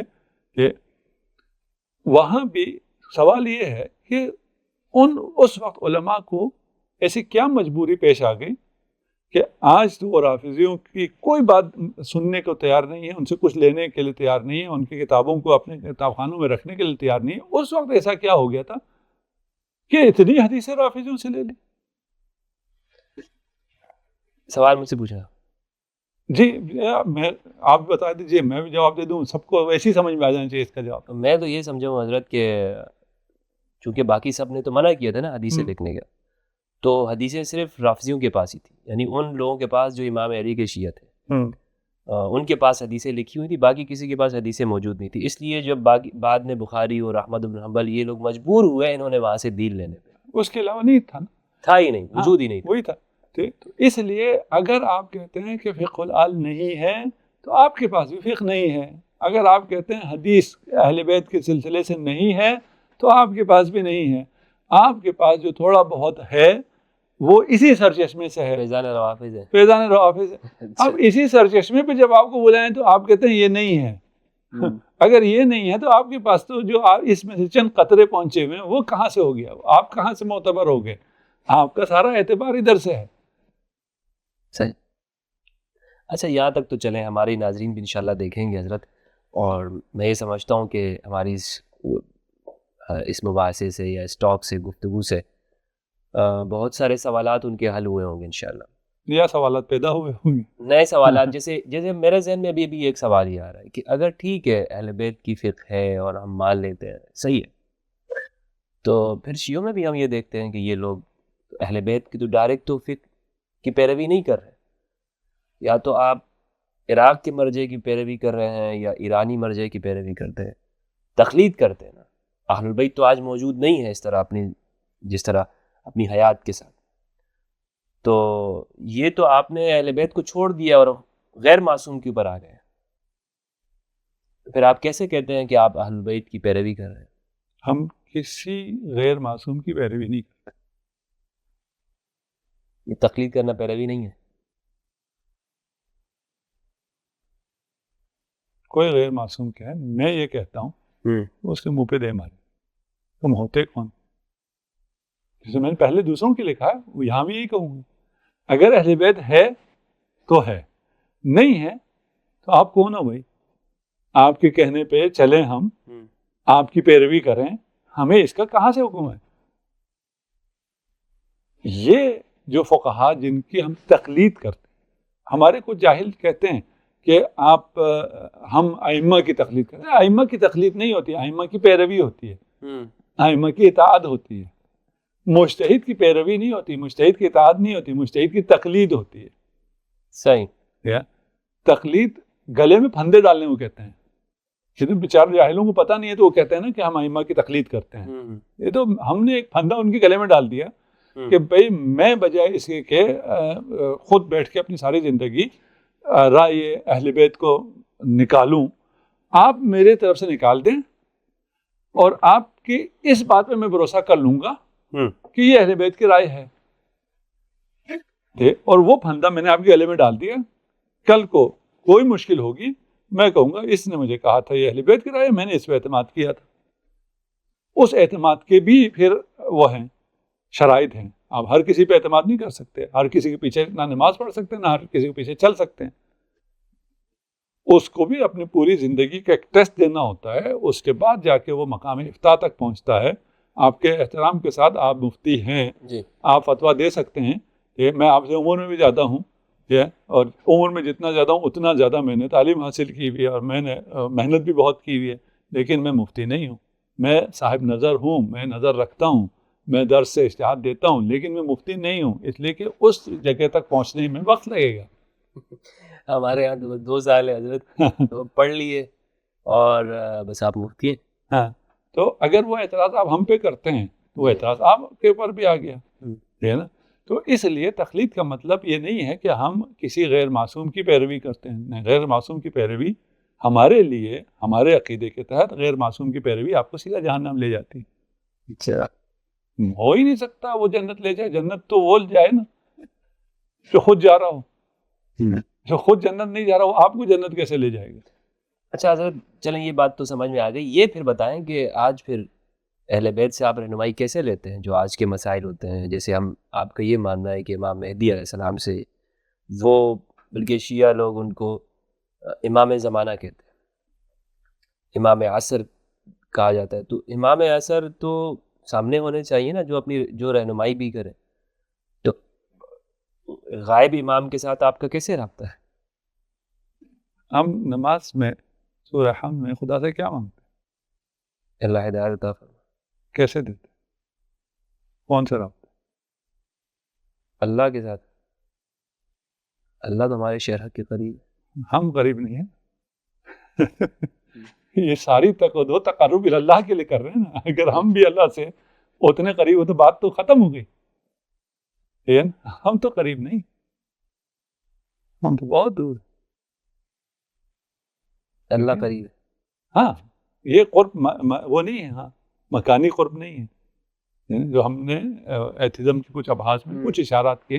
یہ جو ہم سمجھتے ہیں وہ نہیں ہے کہ اگر اللہ مجھ سے قریب ہے تو میں بھی اللہ سے قریب ہو گیا نا. اگر یہ قرب میں اس کے گلاس کے قریب ہوں تو یہ گلاس مجھ سے قریب ہے. یہ مکانی نہیں ہے، یہ قرب مکانی نہیں ہے کہ وہ اللہ اگر قریب ہے تو میں بھی تصرف ہے. یعنی ابھی اس کے ابحاث پھر لمبی چوڑی بحث ہیں، ادھر نہیں جاتے. اس کا مختلف توجیحات بھی کر سکتے ہیں، مختلف بیانات بھی ہو سکتے ہیں. ابھی ہمیں اس سے کام نہیں ہے، لیکن اتنا سمجھ لیں کافی ہے. دیکھیں ہمارے اوپر یہ اعتراض کیا جاتا ہے کہ پھر تمہارے پاس امام زمانہ کا وہ ہے، واٹس ایپ نمبر ہے. لازمی بات ہے، لازمی بات نہیں ہے نا.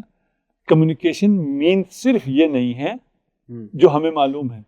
نہیں میں یہ نہیں کہتا ہوں کہ واٹس ایپ نمبر ہے، اعوذ باللہ میں اہل بیت کے بارے میں یہ سوچ بھی نہیں سکتا ہوں. نہیں میرا کہنے کا مقصد ہے جو لوگ وہ سوال کرتے ہیں ان کے دماغ میں تو آئے گی نہیں. وہ یہی کہہ رہے ہیں نا، ہم یہی کہہ رہے ہیں جو کمیونیکیشن مینس ہے. کوئی بھی یہ نہیں کہہ سکتا میرا خدا سے وہ ارتباط ہے جو میں ہر روز دن میں پتہ نہیں 10 دفعہ کہہ رہا ہوں اہدنا الصراط المستقیم. وہ کیسے ہدایت دے گا بھائی؟ نمبر ہو کچھ ہو، میں ہر روز اپنا میسج چیک کروں.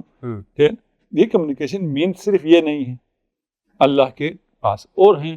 ابھی یہ جو ہمارے پاس مینس ہے یہ گزشتہ لوگوں کے پاس نہیں تھے. ابھی مثلا ہمارے روایات میں ہے، اور شاید آپ کی طرف بھی ہو، جب امام مہدی تشریف لائیں گے تو ساری دنیا کو پتہ چل جائے گا، ساری دنیا ان کی آواز سنے گی. پرانے لوگوں کے لیے بڑا مشکل تھا اس کو تسلیم کرنا، کیونکہ اس وقت کی کمیونیکیشن کے مینس نہیں تھے. ابھی آپ اعلان کریں تو سب دنیا کو پتہ چل جاتا ہے. آپ کے ماشاءاللہ فالوورز بھی اتنے ہیں، دنیا کے گوشے گوشے میں آپ کی بات پہنچ جاتی ہے. ابھی کوئی تعجب نہیں. آج سے 50 سال پہلے والے سے کہیں وہ کہ ممکن ہی نہیں ہے، محال ہے بھائی، یہ کیسے ہو سکتا ہے؟ یہ تو کچھ بھی نہیں ہے نا. یہ تو ٹیکنالوجی جو ہمارے پاس ہے نا، وما اوتیتم من العلم الا قلیلا، کوئی علم ہے ہی نہیں. وہ بھی کون سا ما اوتیتم جو ابھی قیامت تک انسان ترقی کر کے پتہ نہیں کہاں پہنچے گا. وہ جو علم ہے وہ الا قلیلا ہے. تو کمیونیکیشن کے بڑے مینس ہو سکتے ہیں. ان مینس کے مطابق ہمارا ایمان یہ ہے کہ اگر حجت نہ ہو، حجت یعنی امام زمان عجل اللہ فرجہ الشریف، وہ واسطہ در فیض ہیں. اگر وہ نہ ہو تو لساخت الارض علی اہلہا، یہ زمین و آسمان قائم رہ ہی نہیں سکتی بغیر حجت. اور پھر ایک مہدویت ایک الگ بحث ہے، وہ اس سے پہ مفصل گفتگو ہو سکتی ہے. اور یہ سارے ابحاث حل ہیں، بہت آسان حل ہیں ان کے، لیکن شبہات ایسے ہیں جس کی وجہ سے یہ ابحاث مشکل ہو جاتے ہیں، یا صرف شبہ سنتے ہیں. اس کا جواب اس لیے نہیں سنتے کہ جواب دینے والا رافضی ہے، یہ جو بھی جواب دے گا غلط ہے. اور اگر اس کا جواب صحیح معلوم ہو رہا ہے تو پھر کہیں گے یہ جھوٹ بولنے میں بڑے ماہر ہیں، یہ ایسا جھوٹ بولتے ہیں کہ آپ کو سچ لگتا ہے. تو آپ ایسا سچ بولیے جو دوسروں کو سچ لگے. آپ الزام کیوں لگاتے ہیں؟ آپ بتا دیجئے کیا ہے. شیطان زندہ ہے ہزاروں سال سے، کوئی مشکل نہیں ہے. امام زندہ ہو تو محال ہے. یہ کیسے ہو سکتا ہے وہ زندہ ہو؟ تو ہمیں سمجھ میں آتا ہی نہیں. ہمیں کیوں سمجھ میں نہیں آتا؟ ہمیں محبت نہیں جتنی شیطان سے اتنی بھی نہیں. شیطان کے وجود کو تسلیم کرنے میں کسی کو آج تک اشکال نہیں ہوا. جو دشمن خدا ہے، جو گمراہ کرنے والا ہے، وہ موجود ہے. وہ کیسے موجود ہے؟ اس کے کون سے کمیونیکیشن مینس آپ کو پتہ ہے؟ ہمیں پتہ ہے، کسی کو پتہ نہیں. لیکن نمائندے تو ہیں، نمائندے ہیں، ٹھیک ہے نا. لیکن غیر مستقیم وہ خود بھی تو وسوسہ کرتا ہے، ٹھیک ہے نا. وہ خود بھی تو گمراہ کرتا ہے. وہ گمراہ بھی صرف القاء وسوسے کے حد تک کی، وہ نمائندوں کے ذریعے بھی کرتا ہے، مستقیم بھی کرتا ہے. ہمیں اس کمیونیکیشن مینس کا پتہ نہیں ہے وہ کیسے کرتا ہے، لیکن وہاں تسلیم ہے. ہاں یعنی وہ جو اوامر بھیجتا ہے، آرڈرز بھیجتا ہے اپنے نمائندوں تک، تو وہ کس ذریعے سے بھیجتا ہے؟ نمائندوں تک بھی اور ہم تک بھی. ہر شخص کا شیطان ہے نا. وہ جو میرا شیطان مجھے بہکا رہا ہے کیسے، ٹھیک ہے نا. وہ کون سا کوئی کال آتی ہے میں آف کر دوں تو وہ ختم ہو جائے گا رابطہ؟ نہیں، ہمیں سمجھ میں نہیں آتا، لیکن ہے. گمراہ کرنے والے کے لیے کوئی سوال نہیں ہے، کبھی کسی نے سوال نہیں اٹھایا. ہدایت کرنے والے پہ سارے سوال ہیں. اس کا مطلب کیا ہے؟ یعنی تم گمراہ ہونے کے لیے خلق ہوئے. کوئی الہی ڈیوائن انتظام ہدایت کا نہیں ہے، ڈیوائن انتظام گمراہی کا ہے. اس کے مقابل میں ڈیوائن انتظام ہدایت کا نہیں ہے. اگر ہو تو اس پہ یہ سارے اشکال لازم آتے ہیں. گمراہی پہ کوئی اشکال لازم نہیں آتا۔ یعنی امام مہدی علیہ السلام کے اندر یہ طاقت ان کے پاس ہے کہ وہ اپنے محبین یا فالوورز کے دل میں القاء کرتے ہیں۔ ہم کوئی ڈیٹیل میں نہیں جا رہے کہ کیا ہوتا ہے کیا نہیں ہوتا ہے، ابھی ہم اس میں نہیں جا رہے، ہم صرف امکان کی بحث کر رہے ہیں کہ یہ چیز ممکن ہے، عقلاً، ہاں، عقلاً ممکن ہے۔ اس کے بعد جب ہمارے پاس دلیل موجود ہے کہ ایسا حجت ہے جو آپ کی رہنمائی کرتا ہے، کہ پرانے زمانے میں لوگوں کو زیادہ سمجھ میں نہیں آتا تھا، اس لیے ان کو یوں سمجھایا گیا کہ جس طرح سورج بادلوں کے پیچھے ہے اور پھر بھی اپنا فیض پہنچا رہا ہے، آپ کو سورج نظر نہیں آ رہا، لیکن اگر یہ بادلوں کے پیچھے بھی نہ ہو تو زمین اپنے مدار میں کہاں سے کہاں نکل جائے، یہ زمین قائم ہی نہیں رہے گی۔ یہ سورج واسطہ در فیض ہے، یہ ہے فیض الہی جس کی وجہ سے آپ رکے ہوئے ہیں، لیکن سورج اس مادی گریویٹی کے لیے واسطہ در فیض ہے، اس کا ہونا ضروری ہے۔ اسی طرح معنویات میں بھی واسطہ در فیض ہے، اس کا ہونا ضروری ہے، اس پہ ہمارے پاس ادلہ ہیں۔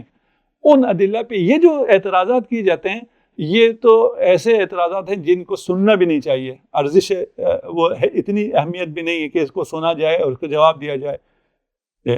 کیوں؟ اس لیے کہ یہ سارا خدا کے نظام ہدایت کو چیلنج کر رہے ہوتے ہیں کہ ایسا نہیں ہو سکتا، ہے نا؟ اگر ہے تو ہمیں دکھاؤ کیسے ہے، ادھر سے شیطان کے آپ ذرا دکھا دیں، شیطان کا ہونا وہ کر لیں، اس پہ اس قسم کے تمسخر۔ اب یہ تمسخر کرتے ہیں اور بچے بیچارے گمراہ ہو جاتے ہیں۔ یہ جو تمسخر کر کے بچوں کو گمراہ کر رہا ہے، ہدایت سے ہٹا رہا ہے، یہ شیطان ہے، شیطان کے نمائندے ہیں، یہ ہے نا، جو امام مہدی کے حوالے سے تمسخر کرتے ہیں، وہی ہدایت کے حوالے سے۔ مجھے امام مہدی سے بھی کام نہیں ہے فی الحال، یہ ہے نا بھائی، خدا کی طرف سے ہدایت کا کوئی انتظام نہ ہو، اور اگر کوئی دعویٰ کرے کہ خدا کی طرف سے ہدایت کا انتظام ہے، اس کا تمسخر کرے، بحث کرو بھائی، اگر آپ دلیل مانگو وہاں تک تو بالکل صحیح، کوئی مشکل نہیں، لیکن نظام ہدایت نہیں ہے کہیں تو اس کے عقل پہ ہنسنا چاہیے۔ یہ نہیں ہو سکتا ہے کہ نظام ہدایت کچھ بھی نہ ہو اور آپ پہ چھوڑ دیا ہو۔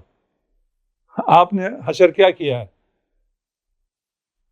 رسالت مآب نے جو دین دیا، جو آئین دیا، جو تربیت کی، اس پر اگر اس کے بعد امیر المومنین کی امامت میں یہ امت چلتی تو اس نے پتہ نہیں کہاں پہنچ جانا تھا۔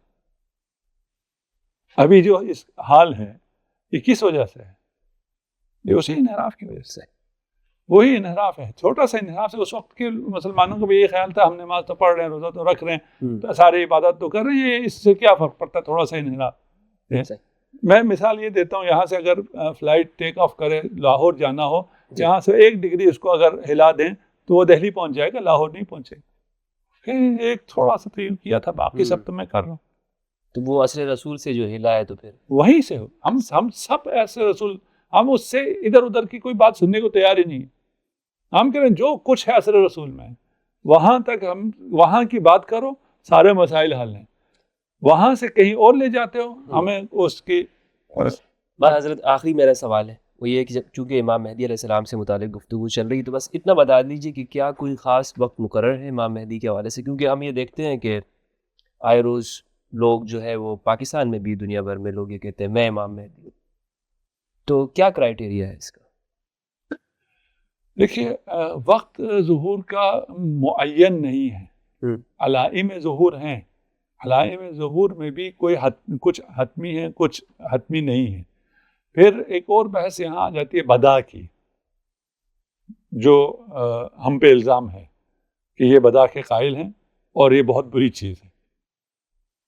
جیسے متعہ کا الزام ہے کہ یہ متعہ کے قائل ہیں، وہ انتہائی بری چیز ہے، اس پہ بھی اسی قسم کے تمسخر والے وہ کیے جاتے ہیں، یہ مانتے ہوئے کہ رسول کے زمانے میں تھی، اصحاب عمل کرتے تھے، اور پھر اس کے لیے جب یہ چیزیں کرتے ہیں تو یہ توہین رسول بھی ہے، توہین صحابہ بھی ہے۔ لیکن کیونکہ انہیں مزہ آتا ہے کہ اس سے شیعہ ان کے خیال میں ذلیل ہو رہا ہے اور ہم نے اس کے تمسخر اڑا دیا، اسی طرح بدا ہے۔ اب پتہ جن آپ کو پتہ ہے بدا کیا ہے وہ اس کو لے پائیں گے، جن کو نہیں پتا وہ پھر کبھی صحیح۔ تکوینیات میں جو نسخ ہے اسے بدا کہتے ہیں، تشریعیات میں جو نسخ ہے اسے نسخ کہتے ہیں، ناسخ کہتے ہیں، اگر پھر بھی کسی کو تھوڑا سا سمجھنا ہو اشارے کے لیے۔ تو جو علائم اگر کہے بھی گئی ہیں ان میں بدا بھی ممکن ہے، وہ تبدیل بھی ہو سکتے ہیں. جو تو کذب ہوا نا. نہیں، نسخ کذب ہے. ایک کام اللہ نے مقرر کر دیا نہیں، پھر واپس وہ لے رہا ہے. شریعت تشریع میں نسخ ہے نا، تو کذب ہے. نہیں کذب نہیں، پھر تکوین میں کیوں ہوگا؟ کیونکہ تکوین مقرر ہے ہر چیز. ہم یہ دیکھ رہے ہیں کہ اللہ سبحانہ تعالیٰ نے فرمایا کہ ہم نے ہر چیز کو ایک تقدیر کے مطابق اس کے منازل اور اس کے مقرر کر دیے. نہیں، تقدیر بھی حتمی و غیر حتمی ہے. اچھا، تقدیر میں بھی ہے، ایسا بالکل بھی نہیں ہے ہر چیز تقدیر حتمی. آپ تو اس دعا کا کی امام مہدی کے ساتھ کیا تعلق؟ وہ علائم کی بات کر رہا تھا. اچھا، علائم کچھ تو حتمی علائم ہیں، کچھ غیر حتمی علائم ہیں. ان علائم میں تبدیلی بھی ممکن ہے. اچھا، دیکھیں ہر انسان کا، ہر مسلمان کا ایمان ہے کہ بدا ہے، اس کے بغیر عبادت ممکن نہیں ہے. دعا کیوں کرتے ہیں؟ پہلے خدا نے جو لکھا ہوا لکھ دیا ہے، آپ کی دعا کرنے سے تبدیل کیسے ہو جائے گا؟ اگر تبدیل نہیں ہونا دعا لغو ہو گیا نا. ادعونی استجیب لکم، خدا بھی نعوذ باللہ صحیح نہیں کہتا. پھر بھائی لکھ دیا ہے. پھر میں امتحان سے پہلے اتنی دعائیں کیوں کرتا ہوں؟ میرے امتحان اچھا ہو جائے، میرا انٹرویو ٹھیک ہو جائے. کیوں دعا کرتا ہوں؟ سارے مسلمانوں کا متفقہ ایمان ہے بدا پہ. لیکن کیونکہ یہ نام اگر شیعوں کی طرف سے آتا ہے اور ان کی طرف منسوب ہو جاتا ہے تو پھر اس کے مخالف ہیں. ہو نہیں سکتے ہو بھائی مخالف، دائرہ اسلام سے خارج ہو جاتے ہیں. ہم خارج نہیں کر، تکفیر نہیں کر رہے، لیکن بات بتا رہا ہوں کہ میں یہ کہہ رہا ہوں کہ آپ بھی ملتزم ہو. ایک چیز جس کا التزام ممکن نہیں ہے وہ سارے ملتزم ہیں. امام مہدی سے اس کا ربط صرف یہ تھا کہ علائم اول جو حتمی علائم ہیں وہ بیان ہے، جو غیر حتمی علائم ہیں وہ بیان ہے. پھر وہ الہی نمائندہ ہے. جو خطبہ فدق کی میں نے بات کی تھی نا، کہ کوئی خطبہ فدق پڑھے تو اسے خود پتہ چل جائے گا یہ بی بی نے ارشاد فرمایا ہے. ایک عام انسان ایسی گفتگو نہیں کر سکتا. وہ جب اپنے علم کے ساتھ آئے گا، اپنے عدل کے ساتھ آئے گا، اپنے حسن کے ساتھ آئے گا، اس جمال محمدی کے ساتھ آئے گا، سب پہچان لیں گے. حضرت کو نہیں پہچانا تھا کیا؟ اپنے بچوں سے زیادہ پہچانا تھا. امام زمانہ کوئی پہچان نہیں. انشاءاللہ عز و جل. بہت بہت شکریہ حضرت. گفتگو تو بہت بہتر اور ایک اچھی گفتگو جا رہی ہے احسن انداز میں، لیکن وقت ہمارا جو ہے وہ اختتام کی طرف جا رہا ہے. میں آپ سے اجازت چاہوں گا، سلامت. میں آپ کا شکریہ بھی ادا کروں گا. میں معذرت بھی چاہوں گا کہ اگر کہیں میری آواز بلند ہوئی ہو یا کوئی ایسی بات کی گئی ہو آپ کے لیے بھی اور سننے والوں کے لیے بھی، کوئی دل آزاری یہاں وہ نہیں تھا. اگر میری طرف سے بھی اگر آپ کو کوئی ایسا نہیں، آپ کا تو لطف ہے، کرم ہے، محبت ہے. شکریہ. ٹھیک ہے نا. اور یہ سب ہم محبت میں، میں قسم کھاتا ہوں کہ اگر مجھے محبت نہ ہوتی تو میں یہ باتیں نہ کرتا. یہ باتیں میرے لیے پرسنلی میرے لیے اچھی نہیں، میرے لیے اچھی کہ سب مجھے واہ واہ سبحان اللہ، میرے لیے اچھا ہے. میں کیوں، آپ کیوں رسک لیتے ہیں؟ آپ لوگوں کی محبت میں. نہیں تو آپ کو کیا تھا؟ جی آپ کو بہت اچھی زندگی بہت آرام سے مل جاتی. یہ ساری جو آپ خطرات کو مول لیتے ہیں، یا یہ ساری جو وہ لوگ برا بلا کہتے ہیں، مقصد یہ ہے کہ آپ لوگوں کے بارے میں نا ہمارے حلقے میں نہیں بتایا جاتا. حقیقت بات یہ، حقیقت بات، اور جو بتایا جاتا ہے وہ غلط بتایا جاتا ہے. میں یہ چاہتا ہوں کہ خود آپ سے سن کے اپنے حلقے کے لوگوں کو بتاؤں کہ اس مسئلے کے بارے میں ہمارے شیعہ بھائیوں کا یہ عقیدہ ہوتا ہے. مقصد ہرگز میرا یہ نہیں ہے کہ میرے حلقے کے لوگ وہ شیعہ ہو جائیں یا وہ شیعہ سے متاثر ہو جائے. میرا مقصد یہ ہے کہ جو ہمارے ہاں آپ کے بارے میں جو کچھ بتایا گیا ہے وہ ہمارے لوگوں نے بتایا ہے. اگر میں آپ سے سن کر بتاؤں گا اور اس ویڈیو کو لوگ دیکھیں گے وہ یہی سمجھیں گے کہ نہیں، ہم نے جو سنا تھا قرآن، آج آپ نے کتنی واضح بات فرمائی کہ اسی قرآن کو ہم مانتے ہیں، لیکن اس کو لوگوں نے کیسے پیش کیا؟ وہ کہتے ہیں نہیں، یہ جو حضرت کہہ رہے نا وہ اس قرآن، جب آپ نے یہ کہا کہ جمع ہی حضور نے کیا، بعد میں جمع نہیں ہوا، اب اس کو پیش یوں کیا جاتا ہے کہ یہ کہتے ہیں جو بعد میں جمع ہوا ہے اس کا یہ انکار کر دیتے ہیں. ہاں، اور یہ جو ہے وہ بعد میں ہوا ہے، یہ بعد میں ہوا ہے. تو اب یہ غلط فہمی ہے جب تک کہ ہم سنیں گے نہیں دوسروں کو نا. اور میں نہیں سمجھتا ہوں کہ آج تک کسی نے یہ کوشش کی اور رسک لیا ہو اور یہ گالیاں سننے کے لیے اپنے آپ کو پیش کر دیا ہو کہ بھائی ایک سنی جاتا ہے شیعہ کے پاس اور وہ بیٹھے اور ان کے موقف کو اپنے لوگوں کے سامنے پیش کرے. اب میرے اوپر جو الزام لگتا ہے وہ لگتا رہے کہ میں شیعوں کو پروموٹ کرتا ہوں یا یہ میں چاہتا ہوں کہ لوگ شیعہ ہو جائیں. قطعاً واللہ میرا یہ مقصد نہیں ہے. ہاں اگر کوئی شخص خود سے ہونا چاہتا ہے تو ہو جائے, میں روکوں گا بھی نہیں کسی کو. بٹ میں یہ چاہتا ہوں کہ ایک تو ہمارے آپس کے جو دوریاں ہیں اس کا بھی خاتمہ ہو, اور جو غلط فہمیاں ہیں وہ اسی طرح ختم ہوگی جب ہم آپ کو سن دیں گے. جو دوریاں پھیلانے والے ہیں, جو تفرقہ پھیلانے والے ہیں, ان کا اسلام سے کوئی تعلق نہ. وہ نہ اہل بیت سے محبت کرتے ہیں, نہ رسول خدا سے محبت کرتے ہیں, نہ خدا سے محبت کرتے ہیں. یہ رسول کی امت تو ہے جیسے بھی. جی. اچھا, آپ دل سے سنیوں سے محبت کرتے ہیں؟ میں اب بہت سی ایسی چیزیں ہیں جس کو میں نہیں بیان کر سکتا. بیان کر دیں نا, ایک بیان کر دیں کہ آپ اہل سنت سے محبت کرتے ہیں. میں اہل سنت پہ جان دینے کے لیے تیار ہوں, اس اہل سنت پہ جو غلط فہمی پہ کی وجہ سے مجھے گالیاں دے رہے ہیں. ایک غلط فہمی کی وجہ سے نہیں, ان سے میری جنگ ہے. جنہیں اہل بیت سے عناد ہے, ناصبی ہیں, نہیں وہ تو الگ بات ہے نا, وہ تو کہہ رہا ہے ان سے جنگ ہے. اہل سنت میں بہت سے عام لوگ ہیں جن کو مجھ سے نفرت ہے کسی غلط فہمی کی وجہ سے, غلط باتیں بتائی ہوئی, وہ مجھ سے نفرت کرتا ہے, میں اس پہ جان دوں گا. محبت تو بہت چھوٹی سی چیز ہے. بہت بڑی بات آپ نے کی حضرت, بہت بہت شکریہ آپ کا. اور کیوں جان دوں گا؟ جی, وہ رسول کا عاشق ہے, اہل بیت کا عاشق, مجھے وہ چاہیے. نہیں آپ یہ مانتے ہیں کہ ہمارے سنی عام لوگ حضور؟ ہاں, عام لوگوں پہ میں مجھ سے زیادہ اہل بیت سے عام انسان محبت کرتا ہے. جو جانتا ہے اور جاننے کے باوجود جو یہ گڑبڑ کر جاتے ہیں ان کے بارے میں ماننے کے لیے تیار نہیں. اگر اہل بیت سے محبت کرتے ہیں پھر اس کے لوازم ہے, اس مسکین کو پتہ نہیں, اس سے مجھے کوئی مشکل نہیں. جس کو پتہ ہے اور وہ ان لوازم پہ عمل نہیں کر رہا ہے تو وہ اہل بیت سے کوئی محبت نہیں کرتا. بہت بہت شکریہ آپ کا. علامت. ناظرین, ہمارا یہ پروگرام تھا فقہ الآل کے اوپر, یعنی ہم نے یہ سمجھنے کی کوشش کی کہ جہاں پر دیگر فقہا کے ہم نام سنتے ہیں, دیگر فقہ اور فقہی نظام ہمارے سامنے موجود ہیں, ان کی کتابیں ہیں, وہیں پر کیا اہل البیت علیہ السلام کی فقہ موجود ہے؟ اگر وہ ہے تو کہاں ہے, کیا اس کا ثبوت ہے یا نہیں ہے؟ یہ سوالات ہم نے علامہ صاحب کے سامنے پیش کیے, اور جو جوابات علامہ صاحب نے دیے آپ نے سن لیے ہوں گے. اگر آپ اس سے مطمئن ہوئے ہیں تب بھی آپ لکھیں, کمنٹ کریں, یا اگر اس سے متعلق مزید آپ کے دماغ میں کوئی سوالات آئے ہیں تو وہ بھی ہمیں کمنٹ میں لکھنا نہ بھولیے گا.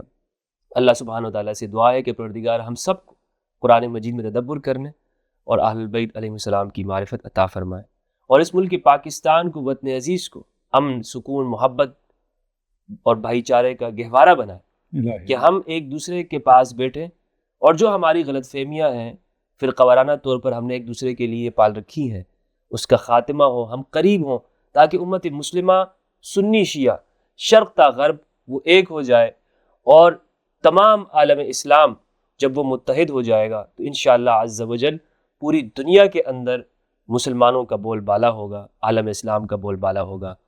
اجازت چاہتا ہوں میں آپ سے اس دعا کے ساتھ جو میں نے آپ کے سامنے پیش کی, اور اس نعرے کے ساتھ, پاکستان زندہ باد, پاکستان پائندہ باد. السلام علیکم ورحمۃ اللہ وبرکاتہ.